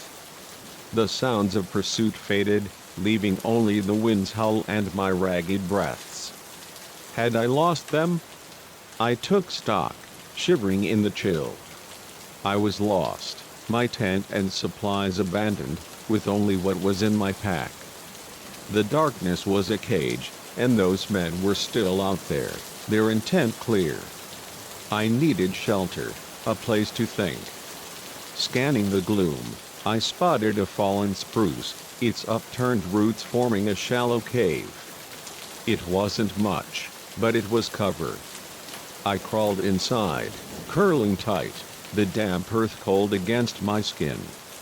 Every rustle and owl's hoot, a twig's snap sent my heart racing, certain they'd find me. Adrenaline ebbed, and exhaustion tugged, but fear kept sleep at bay. I must have dozed, because dawn's first light filtering through the roots jolted me awake. I peered out, the forest serene, no sign of my hunters. But I couldn't relax, they could be stalking, waiting. My best hope was my car, a grueling trek without my gear, and the risk of crossing their path loomed large. As I weighed my odds, a new sound broke the quiet, the rhythmic thump of helicopter blades, distant but growing. Hope flared. Search and rescue, or maybe police hunting the fugitives. I scrambled from my hiding spot, searching for a clearing to signal from. As I moved, voices reached me, not the frantic snarls of last night, but organized, professional. Team Bravo, take the North Ridge. Alpha, sweep south. These guys are dangerous, do not engage without backup. Relief surged, it was law enforcement, my salvation. I started toward the voices, then froze. What if the fugitives heard them too? What if they were desperate enough to take a hostage? My fears materialized moments later. A rustle behind me, and I turned to see them, the two men from the night, wild-eyed, clothes torn, faces gaunt with exhaustion. The gruff one, broad and menacing, spotted me, his eyes narrowing to slits. You, he snarled, advancing. You brought them here, didn't you? I backed away, hands raised. No, I swear, I'm just a hiker. I don't want trouble. Trouble's what you got, he said, closing the gap. Looks like you're our way out. The other, wiry and nervous, hesitated. Frank, maybe we just run. Shut it, Tim, Frank snapped, his gaze locked on me. You're coming with us. One wrong move, and you're done. My mind raced. I couldn't let them take me, but they were bigger, likely armed, and cornered animals were the most dangerous. I needed to stall, to keep them here until the police closed in. Okay, I said, forcing calm into my voice. I'll go, but I need my packets. Got water, food. We'll need it to stay ahead of the cops. Frank's eyes flickered, weighing my words. Fine, he growled. But no tricks. I nodded, leading them back to the spruce, moving as slowly as I dared, ears tuned to the search team's approach, boots crunching, radios crackling. Closer now. At the tree, I knelt, pretending to rummage, my hand closing around a fistful of dirt and pine needles. In one swift motion, I spun and threw it in Frank's face. He roared, clawing at his eyes, momentarily blinded. I bolted, screaming, "Help! Over here! The fugitives are here!" The forest came alive, shouts and footsteps converging. Freeze! Police! Rang out, a glorious command. I dropped to the ground, hands over my head, as officers swarmed, a brief scuffle ending with the click of handcuffs. When I dared look up, Frank and Tim were being led away, their glares burning with hatred, but powerless. The next hours blurred statements, medical checks, the warmth of a ranger station wrapping me like a blanket. I learned Frank and Tim had escaped a prison 3 states over, on the run for weeks, their crimes a litany of violence. You kept your head out there, the lead officer said, clapping my shoulder. Not many would have. You should be proud. I managed a shaky smile. I was terrified the whole time. He chuckled. That's bravery, son, scared but doing what's right. The drive back to my car was a quiet reckoning. I'd sought solitude and found a trial by fire, a confrontation with danger that revealed a strength I hadn't known I possessed. The Rockies remained, their trails calling, but now I walked them with a new awareness. The wilderness could harbor threats as deadly as any city street. I still hike, still find peace in the wild, but I carry a truth. The most dangerous predators often wear human faces, and survival demands a clear head and a ready heart. If you're ever deep in the woods and hear voices where none should be, trust your gut. The trails we tread test more than our endurance. They reveal who we are when the shadows close in. For me, that night forged a courage I'll carry always, a reminder that even in the wild's embrace, the greatest adventure is surviving to tell the tale. Story 16. The lonely gas station on Route 17 flickered like a dying lantern against the desert's vast darkness, its neon sign a frail promise of refuge until the shadows within revealed a terror that turned a routine stop into a desperate fight for survival. My name is Nora, and for the past 2 years, I've been a freelance photographer, chasing stories across the country's forgotten highways. My work thrives on capturing the beauty in the overlooked rusted diners, crumbling barns, faces weathered by time. The open road is my canvas, its solitude a comfort, each mile a chance to uncover something raw and real. But on a moonless November night, as I pulled into a desolate station in the Nevada desert, I discovered that some stories are better left untold, their truths too sinister to capture. I'd been driving for hours, my van's headlights carving a narrow path through the inky void of Route 17, a stretch notorious for its emptiness. The tank was dangerously low, the needle hovering near empty, and my phone had lost signal miles back, leaving me with only the hum of the engine and a playlist of fading folk tunes. Fatigue gnawed at my edges, my eyes heavy from the endless ribbon of asphalt. When the glow of a gas station appeared on the horizon, its sign stuttering open 24/7, relief washed over me. A quick fill-up, maybe a coffee, and I'd be back on my way to the next town, where a motel bed awaited. The station was a relic, its pumps rusted at the edges, the convenience store's windows streaked with grime. A single bulb buzzed above the entrance, casting jagged shadows across the cracked pavement. No other cars were in sight, the desert's silence absolute, broken only by the faint creak of a sign swaying in the wind. I parked by a pump, the van's engine ticking as it cooled, and stepped out, the chill biting through my jacket. The air carried a faint tang of oil and something sharper, unplaceable, like decay just out of reach. Inside, the store was a time capsule of faded linoleum and shelves stocked with dusty snacks.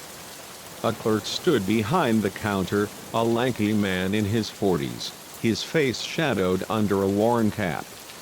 "Evening," he said, his voice flat, eyes barely lifting from a tattered magazine.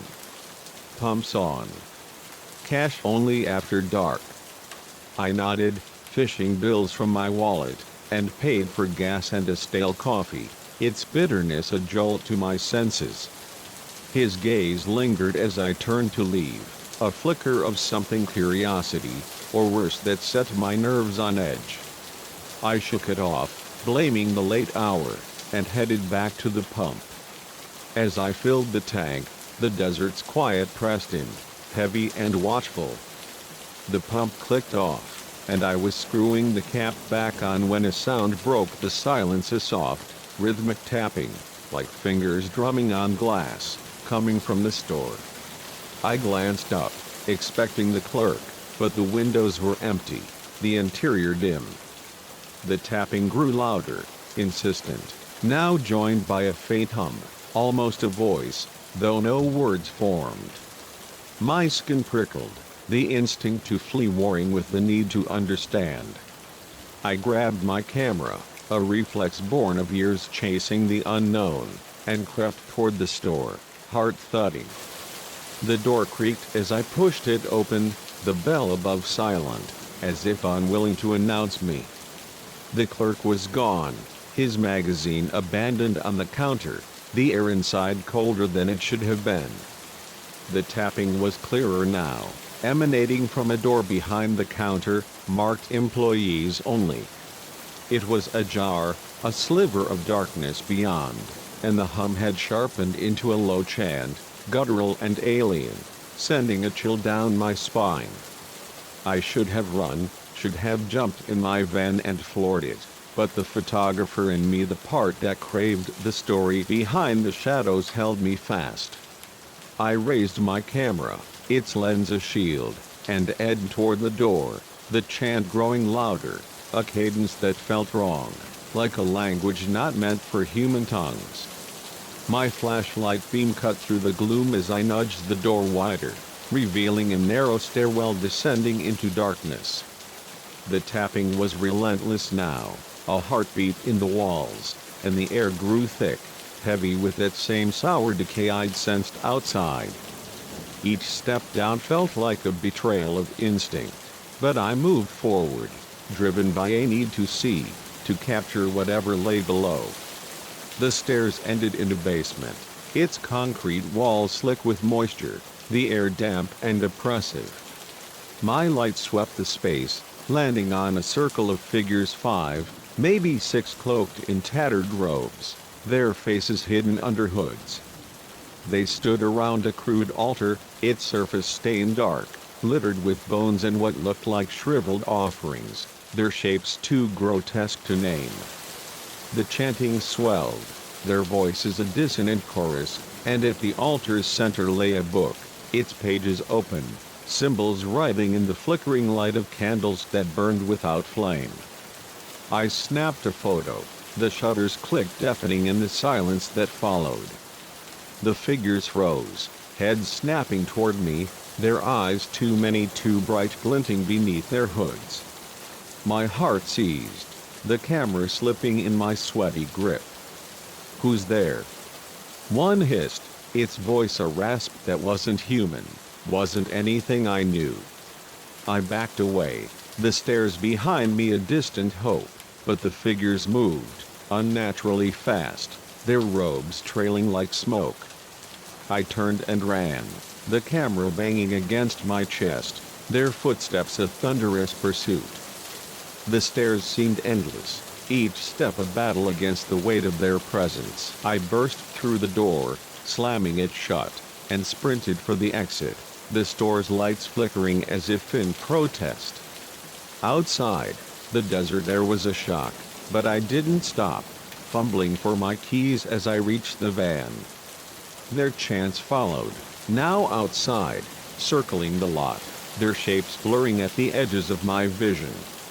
I threw myself into the driver's seat, the engine roaring to life just as a figure loomed at the window, its face a void except for those burning eyes.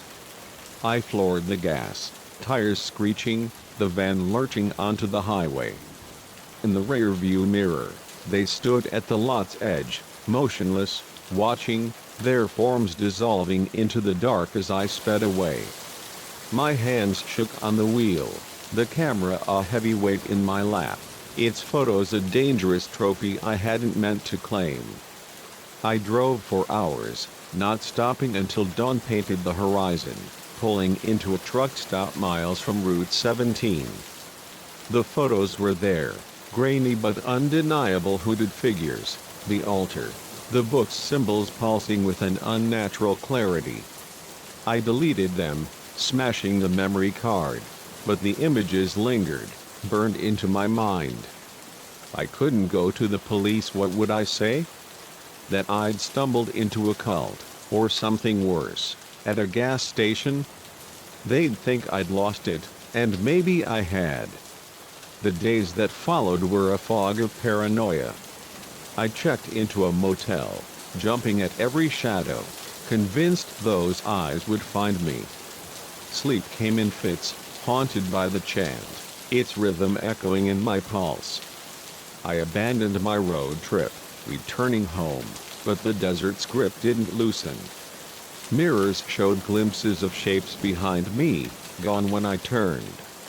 My photos, once vibrant, now carried a pall, as if the station's darkness had seeped into my lens. I researched Route 17, digging through obscure forums and old news. Whispers emerged: missing travelers, a station that appeared and vanished, tales of rituals in the desert's heart. One post, buried deep, mentioned a book, its pages said to bind things not of this world, guarded by those who traded their humanity for power. I burned my notes, but the truth clung, a weight I couldn't shed. Months later, I tried to reclaim my life, shooting local events, avoiding highways. But the station haunts me, its sign flickering in my dreams, those eyes waiting. I've learned some places aren't meant to be found, their secrets a lure for the unwary. If you're driving a lonely road and see a light where none should be, keep going. The cost of stopping, of seeing, may be more than you can bear. The desert keeps its stories, and some are written in blood, waiting for the next soul to claim. Story 17. The abandoned radio tower on Blackthorn Hill stood like a skeletal sentinel against the storm-swept sky, its rusted spire a relic of forgotten voices, until a faint transmission broke the silence, luring me into a nightmare where the airwaves carried more than sound. My name is Clara, and for the past 3 years, I've been a freelance audio engineer, chasing obscure signals and lost broadcasts for a podcast series on forgotten technologies.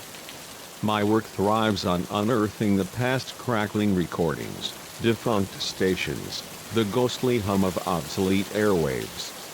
The solitude of remote sites suits me, each expedition a chance to capture echoes of history. But on a blustery December night, as I climbed the wind-swept slopes of Blackthorn Hill to investigate a derelict radio tower, I discovered that some signals are better left unheard, their messages a gateway to terrors that defy the grave. I'd heard whispers of the tower on an online forum for radio enthusiasts, a thread buried in cryptic posts about anomalous broadcasts. Built in the 1950s, Blackthorn Station had once relayed local news and weather to a scattering of rural towns, but it fell silent in the 80s after a fire claimed its crew. The official report cited faulty wiring, but rumors persisted, strange transmissions in the weeks before, voices that weren't human, listeners driven to madness. Most dismissed it as folklore, but a recent post claimed a signal had flickered to life, weak but persistent, on the station's old frequency. Intrigued, I packed my gear, recorder, antenna, laptop and set out, eager to capture what might be a glitch or something more. The drive to Blackthorn Hill was a winding trek through barren fields, the road narrowing to a gravel path as the terrain grew rugged. Storm clouds churned overhead, their edges lit by flashes of distant lightning, the air heavy with the promise of rain. The tower loomed as I crested the hill, its lattice of rusted steel clawing at the sky, surrounded by a sagging chain-link fence.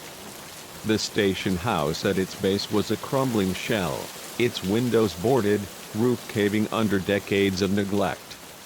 No other souls were in sight, the hill's isolation absolute, broken only by the wind's mournful howl. I parked my jeep, shouldering my backpack, the weight of my equipment grounding me against the rising unease. The fence was no barrier, its gate hanging loose, and I slipped through, the tower's shadow swallowing me. Up close, it was a monument to decay, its metal pitted, wires dangling like severed veins. The station house was worse, graffiti scarred its walls, and a faint smell of mildew clung to the air.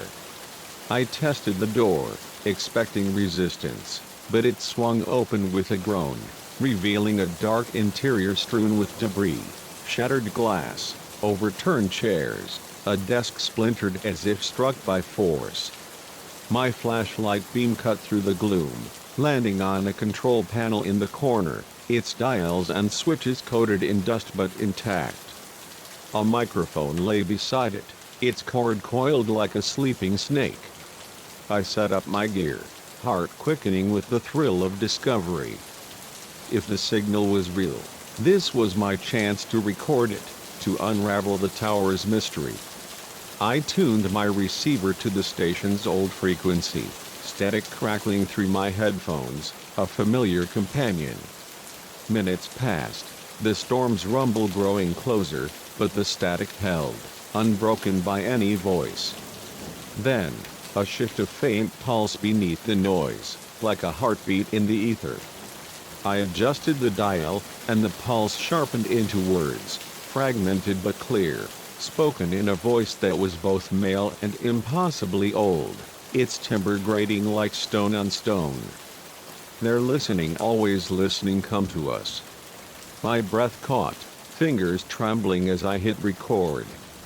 The voice faded, then returned, stronger, now joined by others, a chorus of whispers weaving through the static.